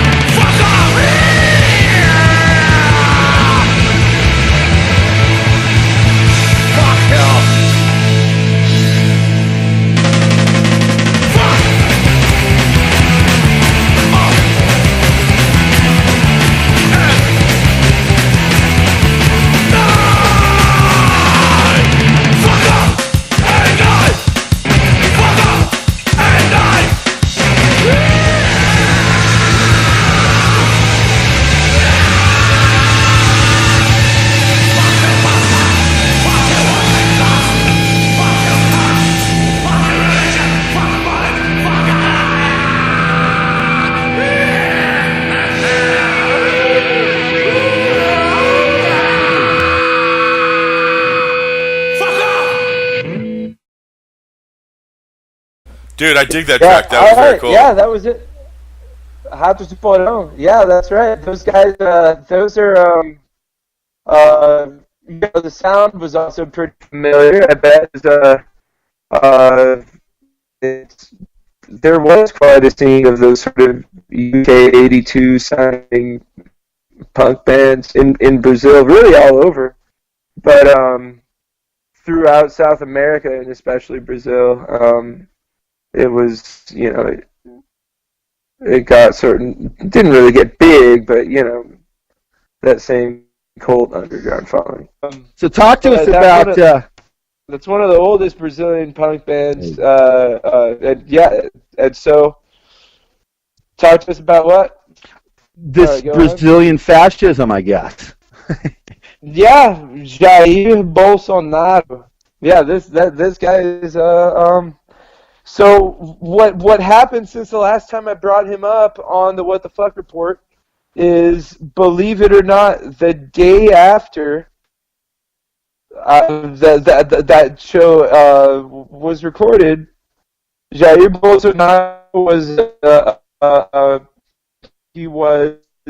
at a rally, and he got stabbed. There was a guy that, I guess, he went out into the crowd among his supporters, and there was one guy in the crowd who just pulled out a blade and just fucking shanked him.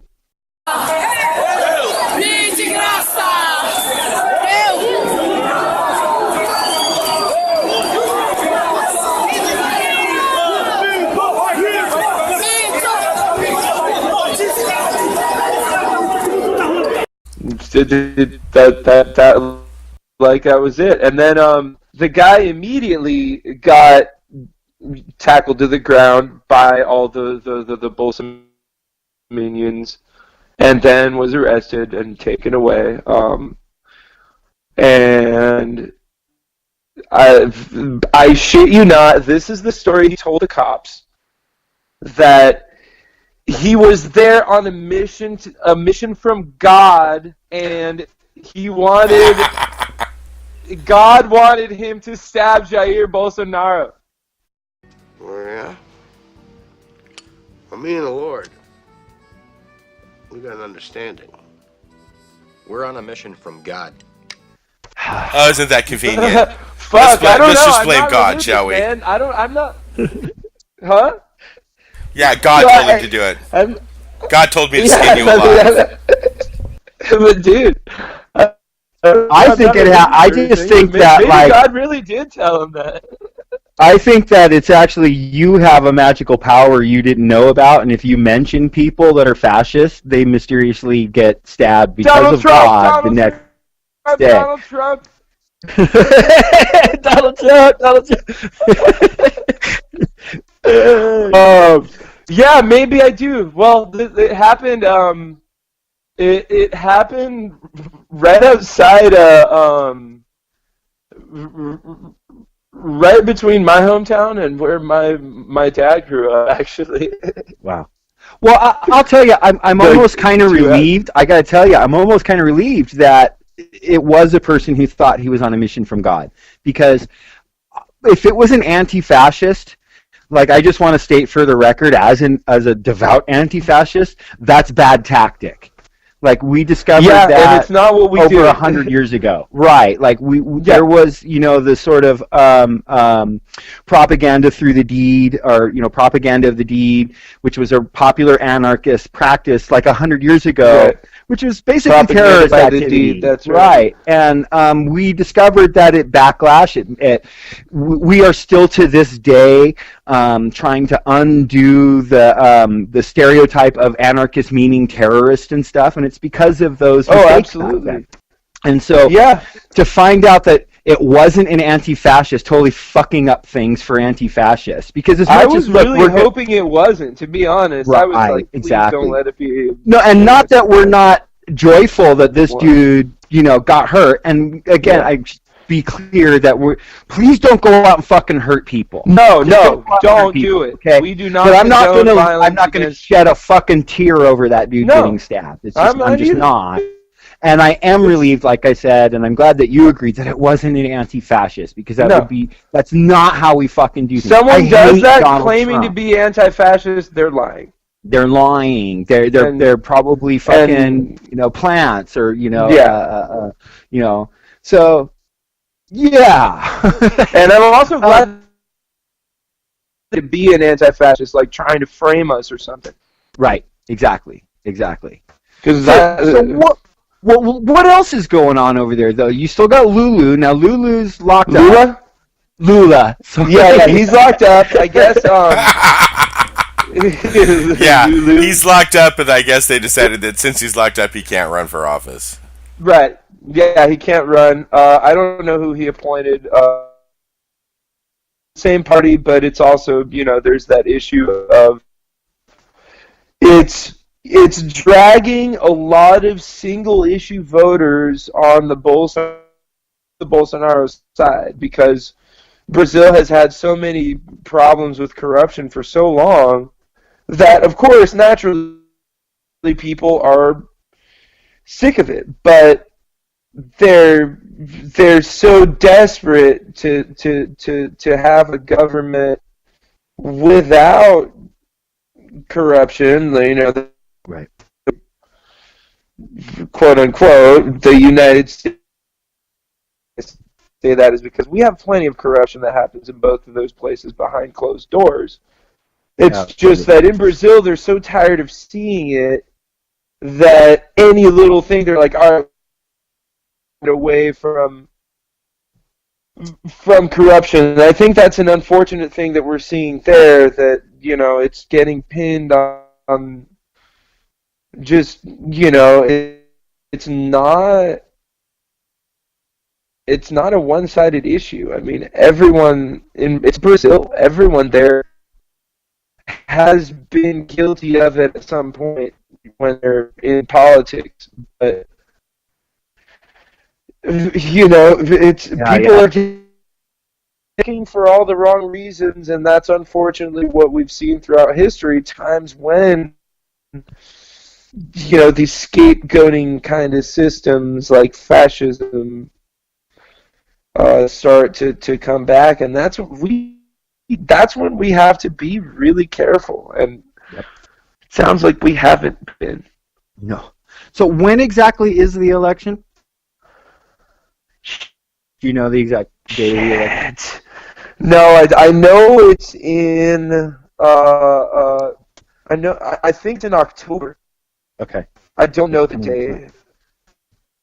It's So like we'll, another official thing. Like, it's like how ours is like the first Tuesday after the first Monday or something. Gotcha. So there's still a few weeks out, and so we'll have time to sort of keep us updated on that and figure what the reports. But you also wanted to talk about the flow of fascist money in America a little bit, right? Like, as where does it start? Where does it end? Yeah. Hey guys, just real quick, the Brazilian general election 2018 will begin on Sunday, the Twitter troll in chief, October 7th, and end on Sunday, October 28th. Sorry. Excellent. Thank you, Mike. Okay, so, but we were talking about the FEMA versus ICE money. Well, there's another thing, Mike. So the Cheeto troll in chief has taken about, I think the figure was that figures that he took from the FEMA budget and basically reallocated it right after a hurricane hit Hawaii and right as another hurricane is about to approach the East Coast. And after completely... so it totally affected my state. And on the heels of completely fucking off Puerto Rico, still, while people are still dying in the aftermath of What are you Puerto talking Rico. about? That was an unsung success. Right. That was 5,000 people didn't die. Where is Puerto Rico? Who is that? What is it? But I don't know. Jesus Christ. Sad that they're lying about the more than 3,000 dead people. Fake news media. There weren't 3,000 dead people. What the fuck is this guy on? And he kept going on about how he got A+ ratings. Like, from who, you fucker? Who gave you an A+ rating? This is not fourth grade fucking reading class. Yeah, dude. Alex Jones gave him an A+ rating. Yeah. You know? Jesus Christ. Nelson. It was the Nelson ratings. That's how he thinks, man. He thinks in Nelson ratings or Nielsen ratings and fucking, high school fucking term papers that he fucking paid somebody to do for him when he right. Jesus. But hey, listen, Radd. Thank you so much for fucking, keeping us up to speed on what's going on in Brazil. Oh hell yeah, punk rock. And bro, thanks for that. Things. If you're in San Francisco, anybody who's in San Francisco that might be listening out there, go check out Armamento the Knockout on Saturday night. Fantastic. Do it. Yeah. And in the meantime, fuck off and die.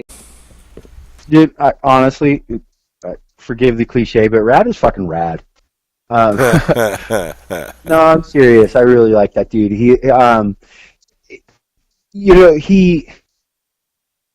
It's not that he's just randomly happens to know some things about Brazil. That's what he really cares about, and so he has a perspective on that stuff that, like, a lot of people are talking about those issues, but that's home for him. That was, not only does it hit home, it is. This is what's happening to people he knows. And so I just fucking appreciate the hell out of him taking the time to give us his,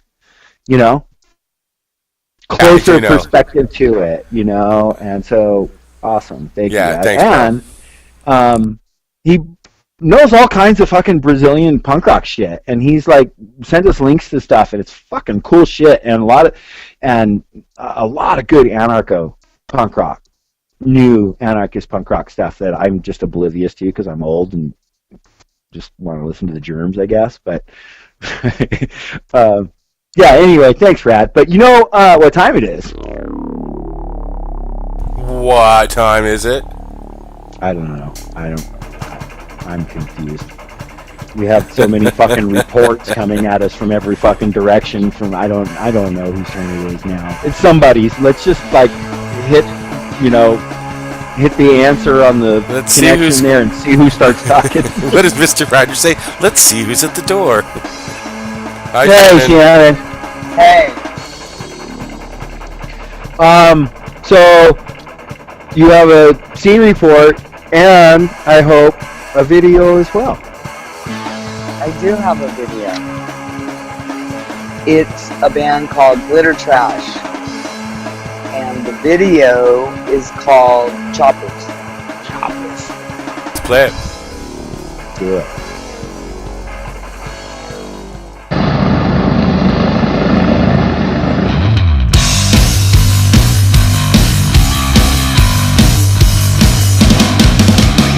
I can't sleep with these choppers whirling over my head.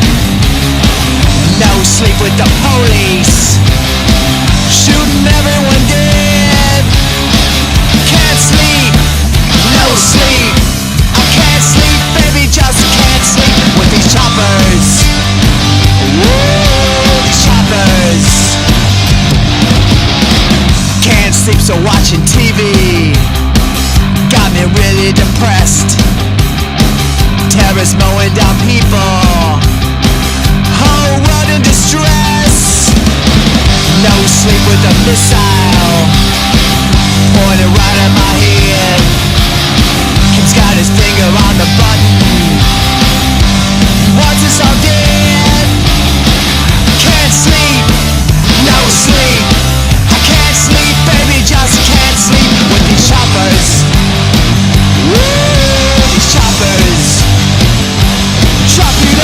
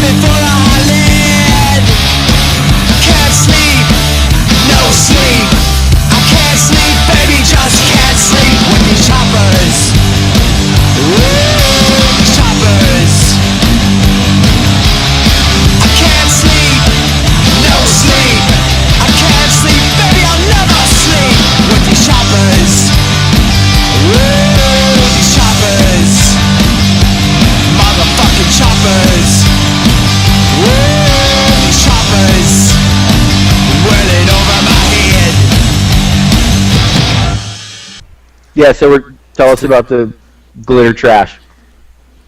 Glitter Trash is originally from Detroit, but now they're based out of LA.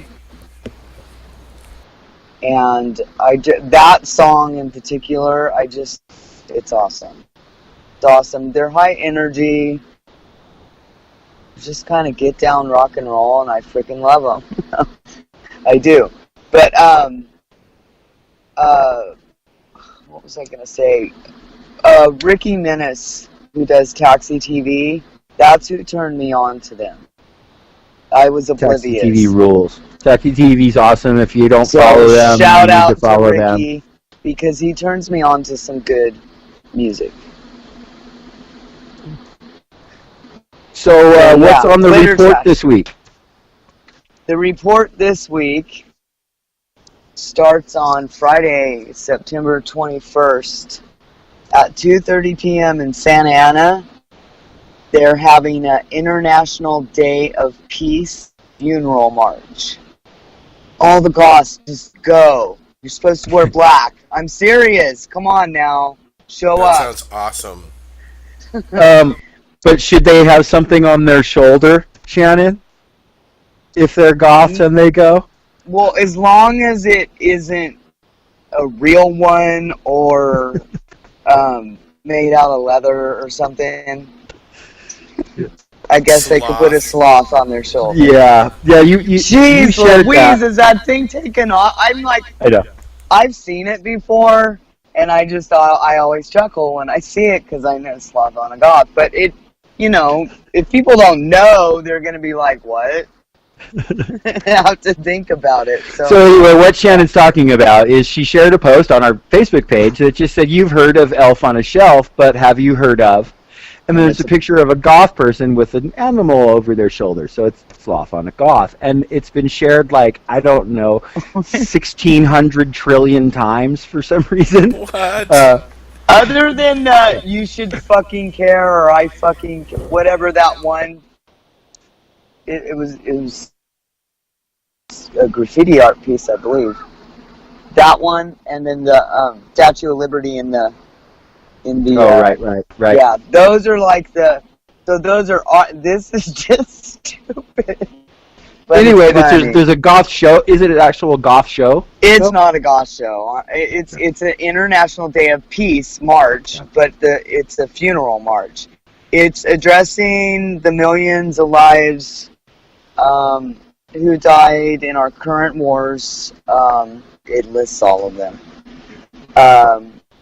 As well as troops, undocumented, homeless, inhumane immigration, and environmental degradation. So it's addressing a lot of issues.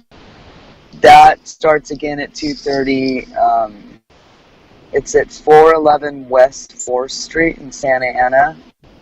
That's put on by the Poor People's Campaign. And like I said, they want you to wear black. And bring an instrument. So music too. Okay, so all the punkers and goths got to show up for this. Come on now. For real. Yep, funeral march. So yeah, and then they march, and then they're gonna have speakers and stuff. Awesome. So where exactly is it at again? 411 West 4th Street in Santa Ana. That's, I don't know exactly, but that's down. I don't know. Now they refer to downtown as the courthouse and stuff, but that's not really downtown. 4th Street is the original downtown Santa Ana. So I don't know specifically where it's starting, but that's where that is. Cool. And then, wait, sorry, I thought it was the 22nd. It's still the 21st. Friday evening in East LA, Total Chaos is having their 30-year anniversary show. Wow, at 30 years. Blue Spades 75 Studios.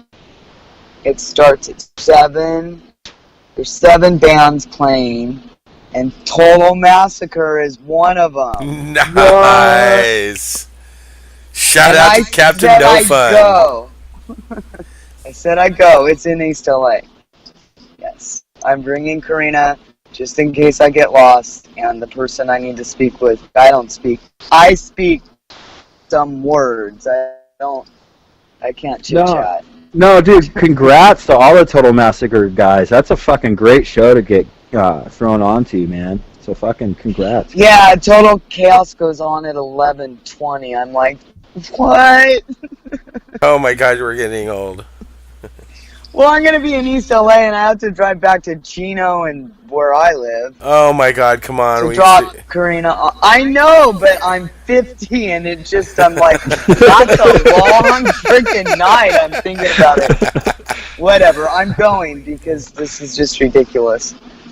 So it's $6. Bring your own beer, no bottles, $4.20 friendly. In East LA at Blue Spade 75 Studios, and I shared the event on our page. And Saturday, the 22nd, West Hollywood's first Bi Pride celebration. That starts at 1:30 p.m. in West Hollywood at the auditorium. It's put on by the City of West Hollywood and Human Rights Compassion LA and by Social Community. I can't read my own writing. You can tell when I start slowing down. They're going to have a visibility walk that starts at the auditorium. I don't know if they're just coming back or what, but then after there's a party.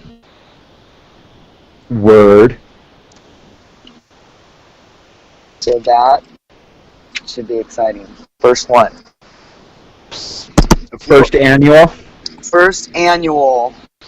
WeHo. West Hollywood. Also Saturday in Long Beach, Youth Brigade, Channel 3, 1 Square Mile, and Cranio LBC are playing at Alex's Bar. Nice. That sounds like a great show. Yeah, that totally. Starts at 9 and it's $15. Not a bad door price either. And that's it. That's it? That's the only 4 things going on in Southern California in the next week or so? No, there's actually like another couple cool fucking shows going on in the evening in LA and OC, but Shannon's old and she can't go to them because they start at 11. Yeah, okay, and it's a long time. Kino. But you know what? The show goes on at 11:20 and it's in East LA. Shannon, I can't. Fucking the IE, so. Shannon, I can't talk. Okay, I have no room to talk. Right? Yeah. I told you about going to the Toasters, and then the Toasters, I guess, had a death in the family, so they were not able to play the show. However, that's what happened. I didn't know that. Oh shit. Yeah, so they had to cancel the show, but all the opening bands were going to play for free. So it was at Ann O'Brien's, and it was that Saturday night, but the show didn't start until 9 o'clock. And I'm like, there's no way in hell I'm driving 40 minutes to Honolulu to watch this show in Chinatown and then drive back at, 2 a.m. in the morning? I'm like, oh, forget it, I'm going to bed. So I got no room to talk, man. Yeah, I stayed up until 2 or 2:30 the other morning, and it wrecks me. If I stay up past midnight, I don't know why anymore. Because we're old. Besides, you need to call your sister anyway.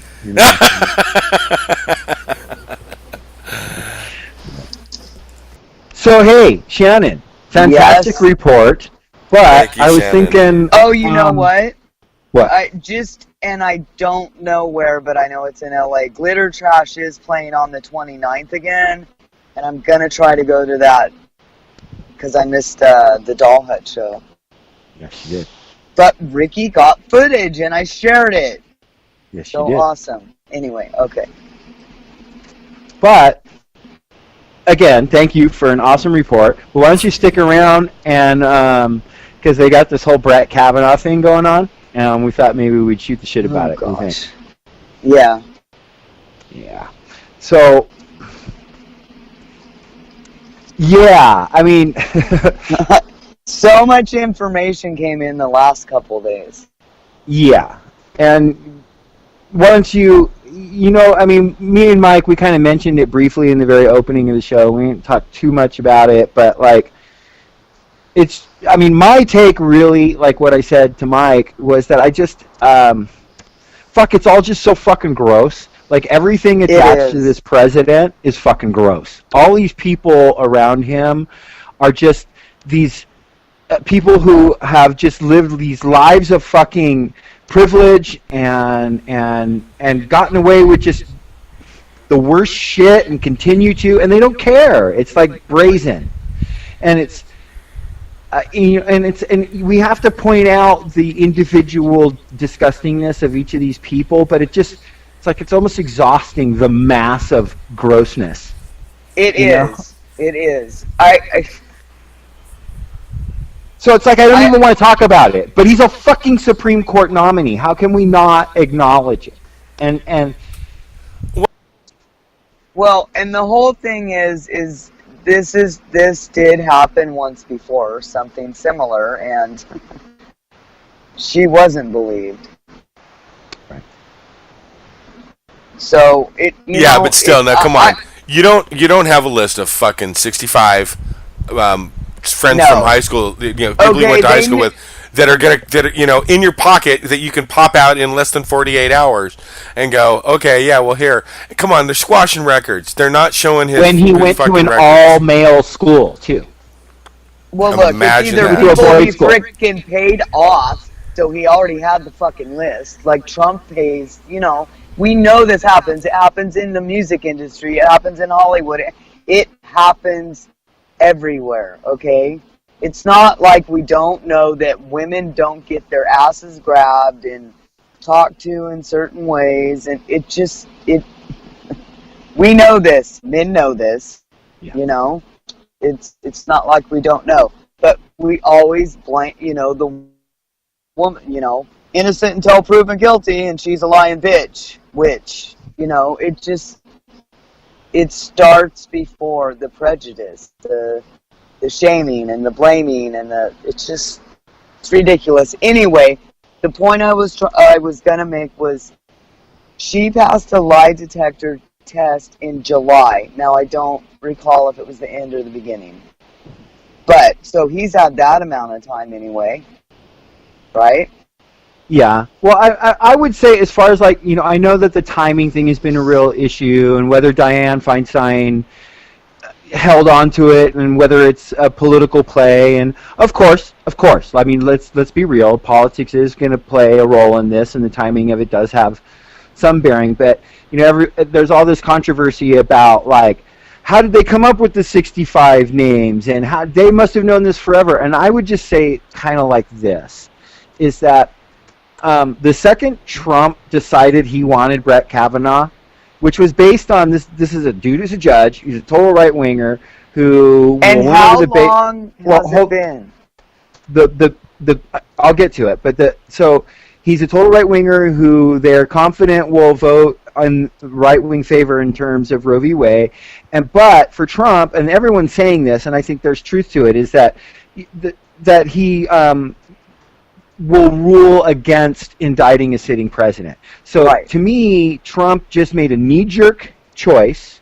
He wasn't on any lists prior to, he wasn't on the short list of hopefuls. We always know, okay, so this Supreme Court nominee has retired, so this sitting president is most likely going to pick from these sort of 6 or 8 people. Yeah, we always know. Because they've already been vetted by both Republicans and Democrats and whatever, okay? And then Trump just kind of comes out with this Brett Kavanaugh guy.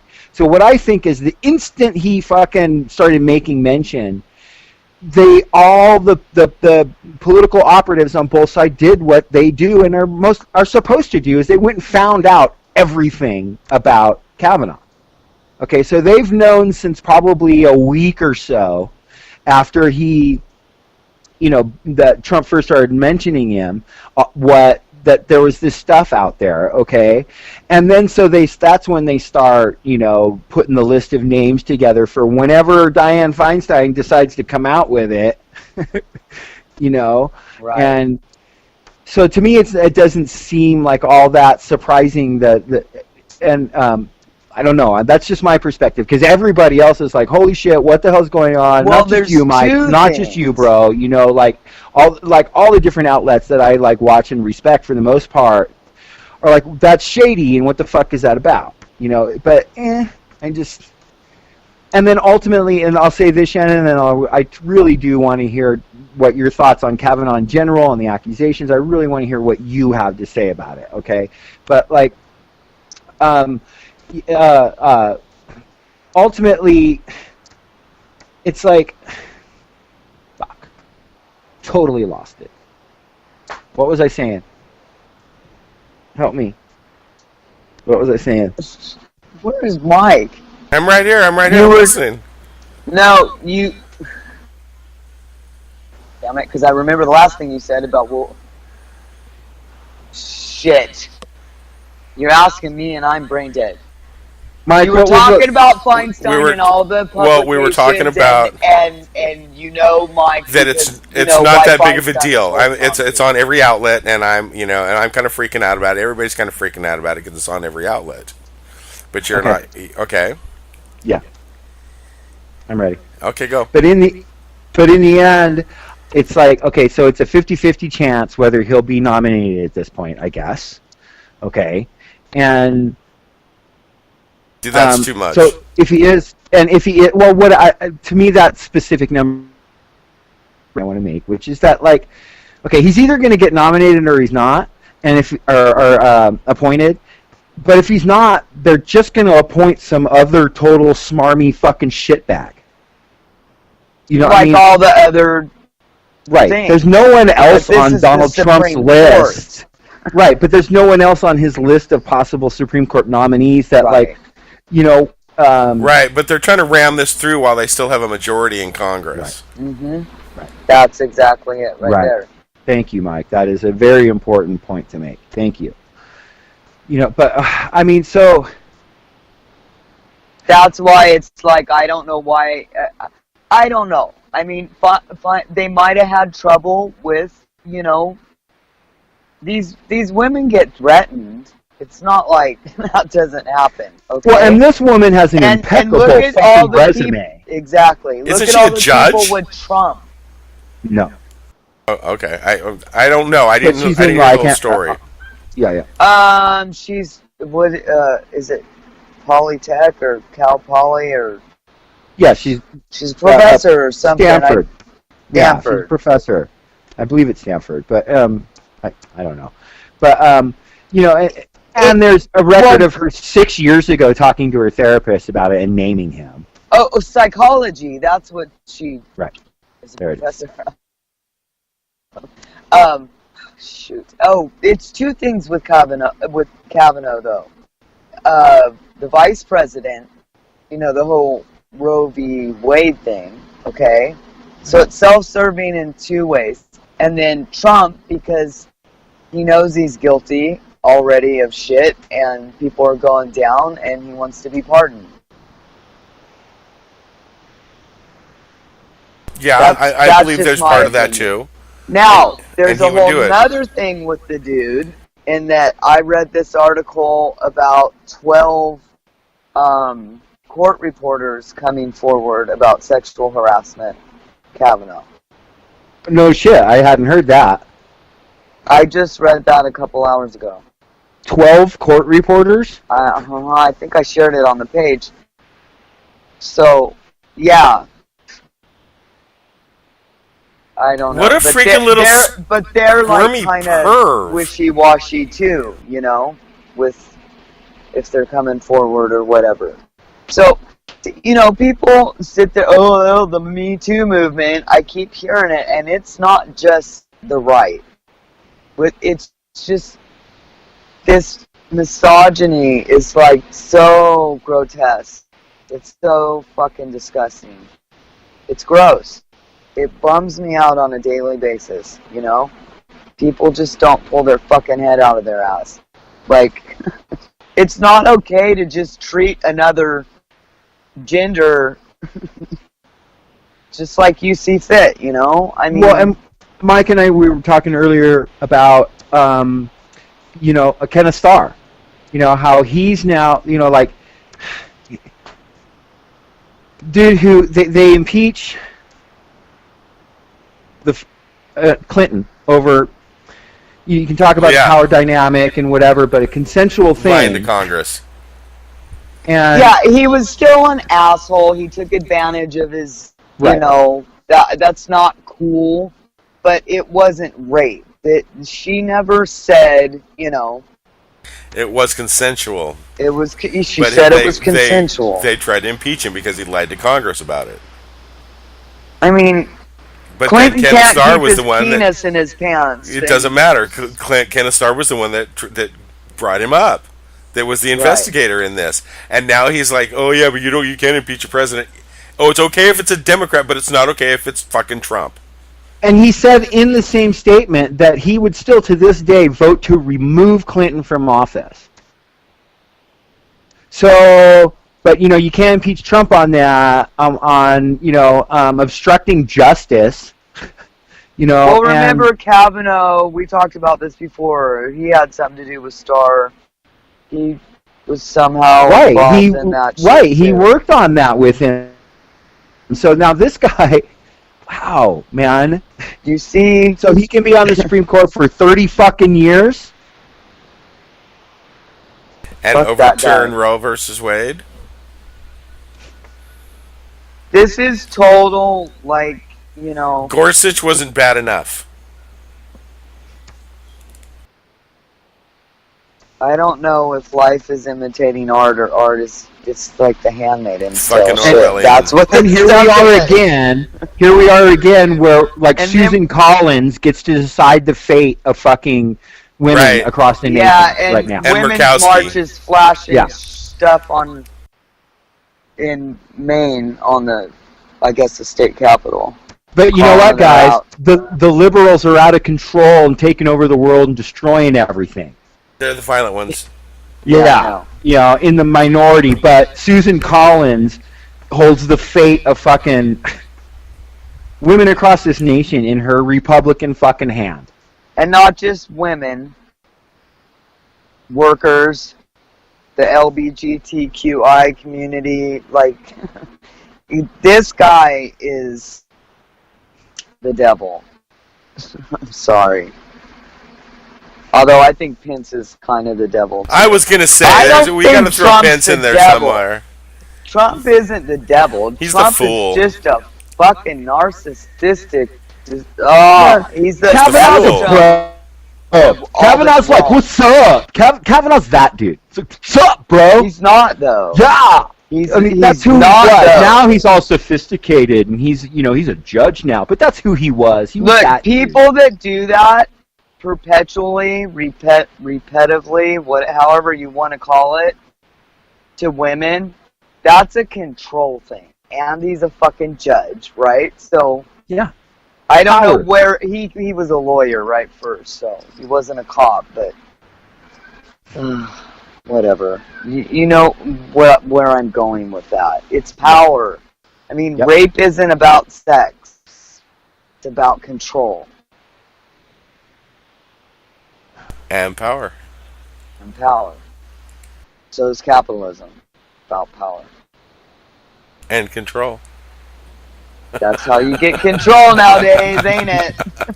Worldwide, that's how you get control. It's a thing. So how do you feel? Like if he becomes... Do you really think that Roe v. Wade is going to be overturned? If do you think it's kind of like it's set in stone? It's written. If this dude gets the seat, strap in. Because I think that was Trump's promise. He promised that look at campaign what promise. happened already. Let me ask this one more thing, and then I'll let you answer. Is like I just thought about it. It's like if it's one thing, it's to give people new rights okay? Or we're fighting for universal health care and new changes, right. So and in all those different forms, but the sort of progressive platform, right? But these are asking for new things in a lot of ways, where taking something away from people is really hard to do. And the Women's March might get really fucking pissed off this time if you actually overturn Roe v. Wade. I don't know that I don't know, man. I might activate what are we some gonna real do? fucking March radical. in there and murder those fucking guys? No, of course not. Of course not. It's hard to overturn a Supreme Court. It's much easier to throw the fuckers out of the White House. Well, no, listen, and I'm not being critical. I just think, and listen, it's not that it's this kind of constant kind of recurring issue of when something really, really drastic happens, in from a tyrannical side, it causes the people to sort of get riled up and get more active and get more, So I don't in any way want Roe v. Wade to be overturned, but I guess I'm asking. I mean, what do you guys think will happen? If he is in there, it will be overturned. So what happens at that point? Going to happen. Do you think that people will just do you think it'll become There will be a lot more violence.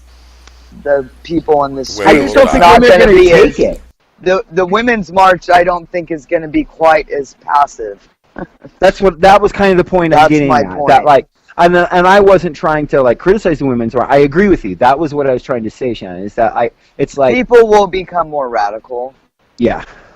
Because they've lost something now. The people that haven't lost anything yet are going to start losing things. Workers, that's why I say it's going to happen, because we already lost workers' rights to an extent, and he's not even in there yet. So it's totally stacked against humanity. These people are nuts. I can't even wrap my head around how such people can exist in this day and age, but they do, obviously. Well, because we're fucking human beings, and I'm not a misanthrope. I believe in humanity. We're a resilient fucking species. We're making some really fucking stupid mistakes. Most of them we wouldn't make if capitalism wasn't in existence. Mistakes. Well, but... Man, but it's failing. Capitalism is failing. All of this stuff is wealthy, powerful capitalists dealing with the reality of capitalism failing and trying to instill as much fucking power as they can to hold on to it. Listen to this. Texas school district. Well, I don't know. I don't know if it's the whole state of Texas or what. Voted to take Hillary Clinton. There was somebody else, I can't remember who it was, not a positive person, and Helen Keller out of the schools, because first responders and something, military, whatever, are more historical worthy. Or Helen Keller, what the fuck? Even Hillary, come on. In the beginning, she's part of the reason my son has the right to go to fucking public education, okay? So, she didn't do all bad shit. She did a lot of fucked up shit, But it's like Helen Keller was like Martin Luther King in the sense that as soon as she started talking about poverty and poor people, they were like, "Wait a minute, fuck you, lady." And she was she was a socialist. She became one. So that's that's not equal, We already demonize, even for liberals will demonize fucking communism, and it's like it's part of it's how it's implemented, okay? Hitler was a socialist. We fucking know this shit. He wasn't, but you know what I mean. Right. Said he was. So it's just This is what it is. Keep The taking reason that out capitalists, critical history. That's critical. well, and the American reason that the capitalists and the fascists have always had a central preoccupation with demonizing socialists and communists and anarchists is because we're onto their shit. Right. And they know it.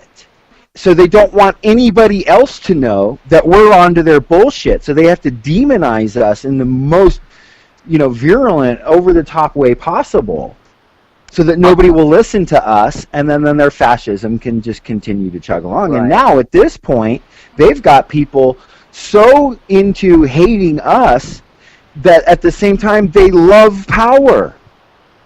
They're blue lining and blue line flag people, and you know what? I want to kind of go out on, and I want to go out on this. And I want to mention something too that I saw before we started. Mm-hmm. Do you want me to go now? Yeah. Sarah Silverman, I know a lot of people don't like her because of how she announced what she announced. Oh, grow up. I love her personally. I fucking dig Sarah Silverman. She spoke. I just watched her new show. What the heck is it called? Sarah. Something about America or something. Yeah. Yeah. She interviews Bernie on this one, but she talks about Kavanaugh and she talks about that. But then at the end, she goes into the Hall of Presidents. And it says they come to life, like after whatever. And so they come to life. Oh my God, it's the funniest thing. And you want to talk about like the misogyny theme, and it just, you guys got to watch it. It's the funniest thing I've seen in a while.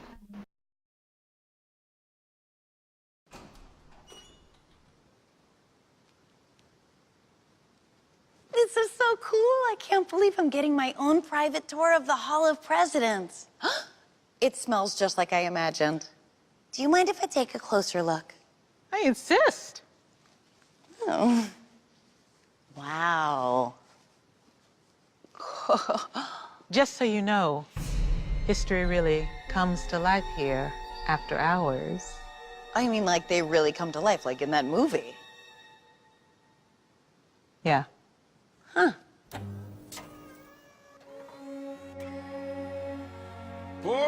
87 years ago, our fathers brought forth on this continent a new nation. Whoa, so lifelike. Well, I should certainly hope so. Nice to make your acquaintance, Miss Silverman. Sarah, I am honored to meet another progressive from New England. JFK. This is so cool. I have so many questions. Gosh, I guess with everything in the news lately, how can America return to its best, most hopeful self? If you ask me, Sarah, our problems all started when we gave you womenfolk the right to vote. Oh, no, the real problem is we never should have given those damn minorities equal rights. God, right, of course. You're all like gross pigs. You can't talk to me that way.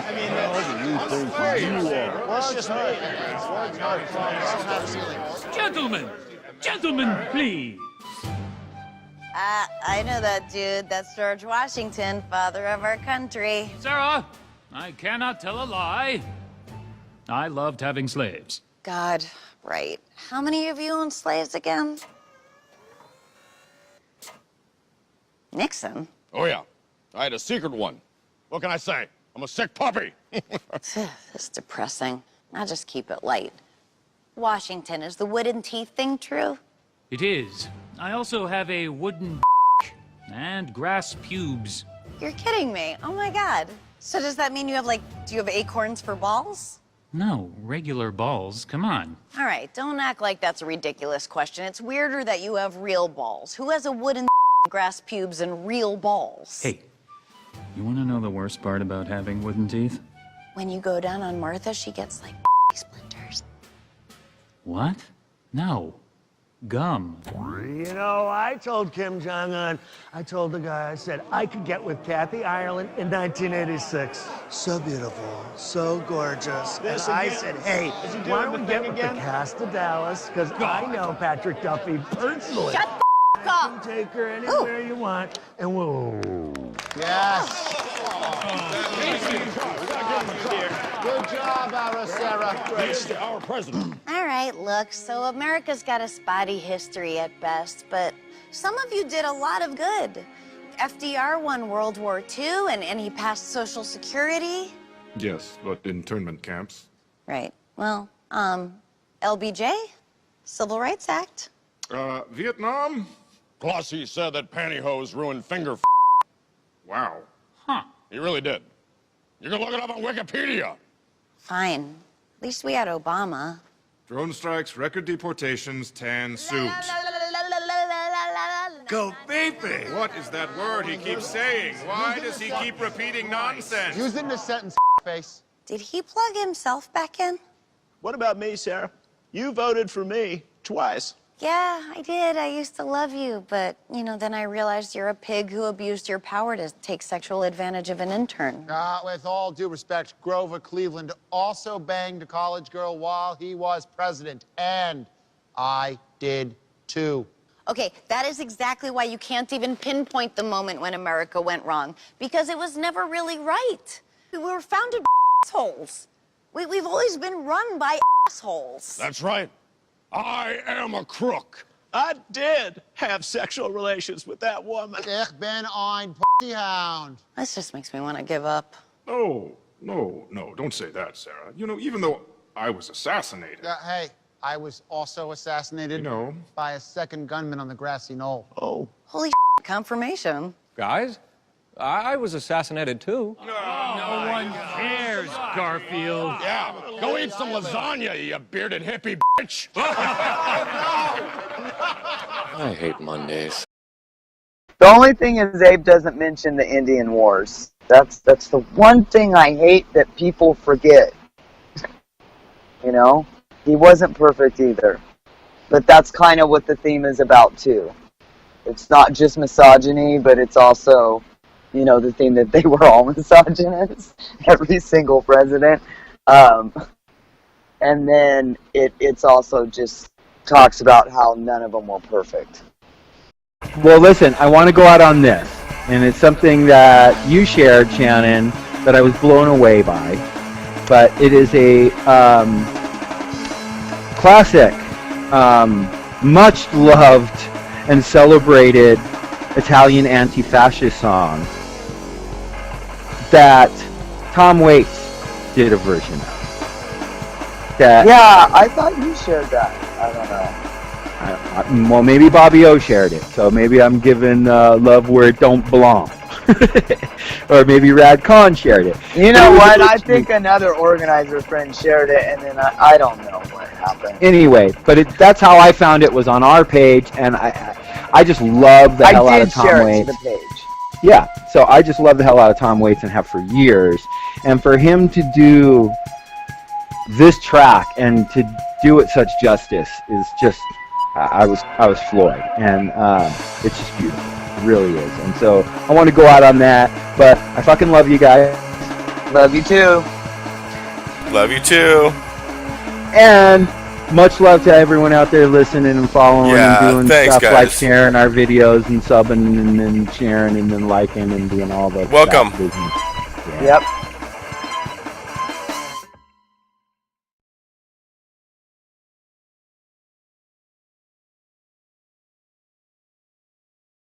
One fine morning, I woke up early.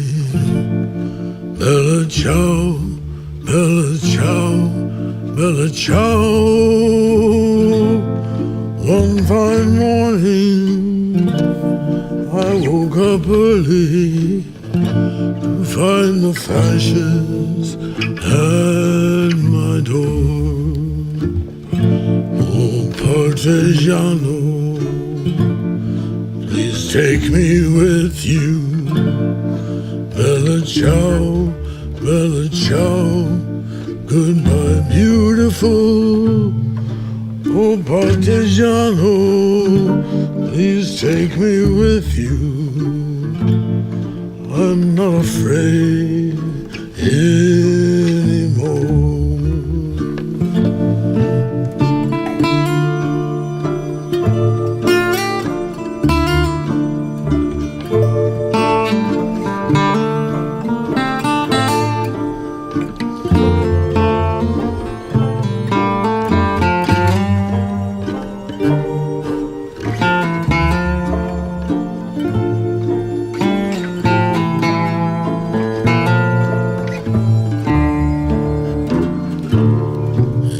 if I die, partigiano, bella ciao, goodbye, beautiful. Bury me upon that mountain, beneath the shadow of the flower. So all the people passing, bella ciao, goodbye, beautiful. So all the people passing, and say, oh, what a beautiful flower.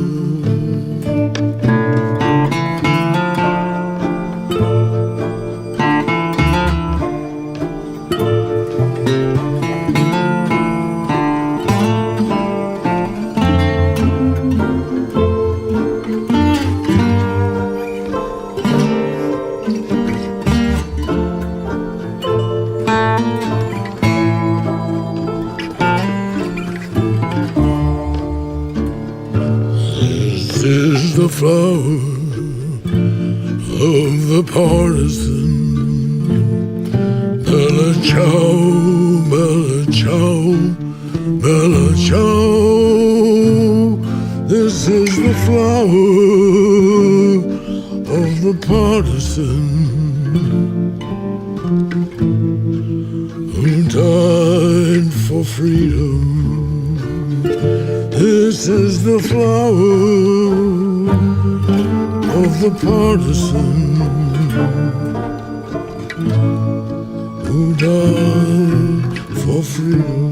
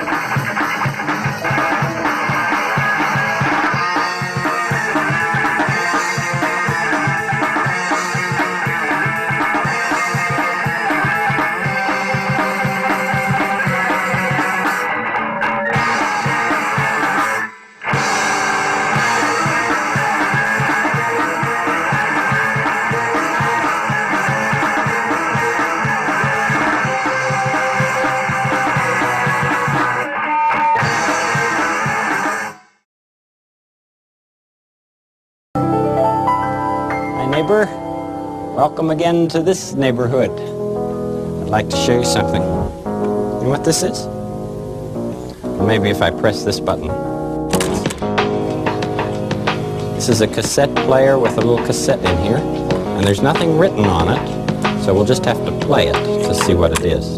Do you ever imagine things? Are they scary things? Are they scary things? Do you ever imagine things?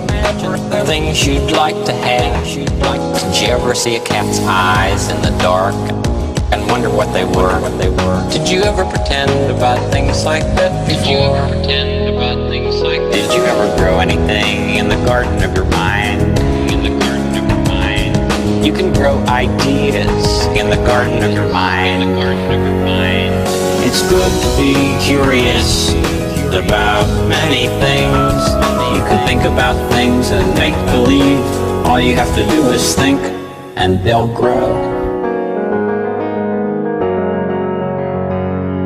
Imagine every person that you see is somewhat different from every other person in the world. Some can do some things, some can do others. Did you ever think of the many things you've learned to do? Many things you've learned. Did you ever grow anything in the garden of your mind? You can grow ideas in the garden of your mind.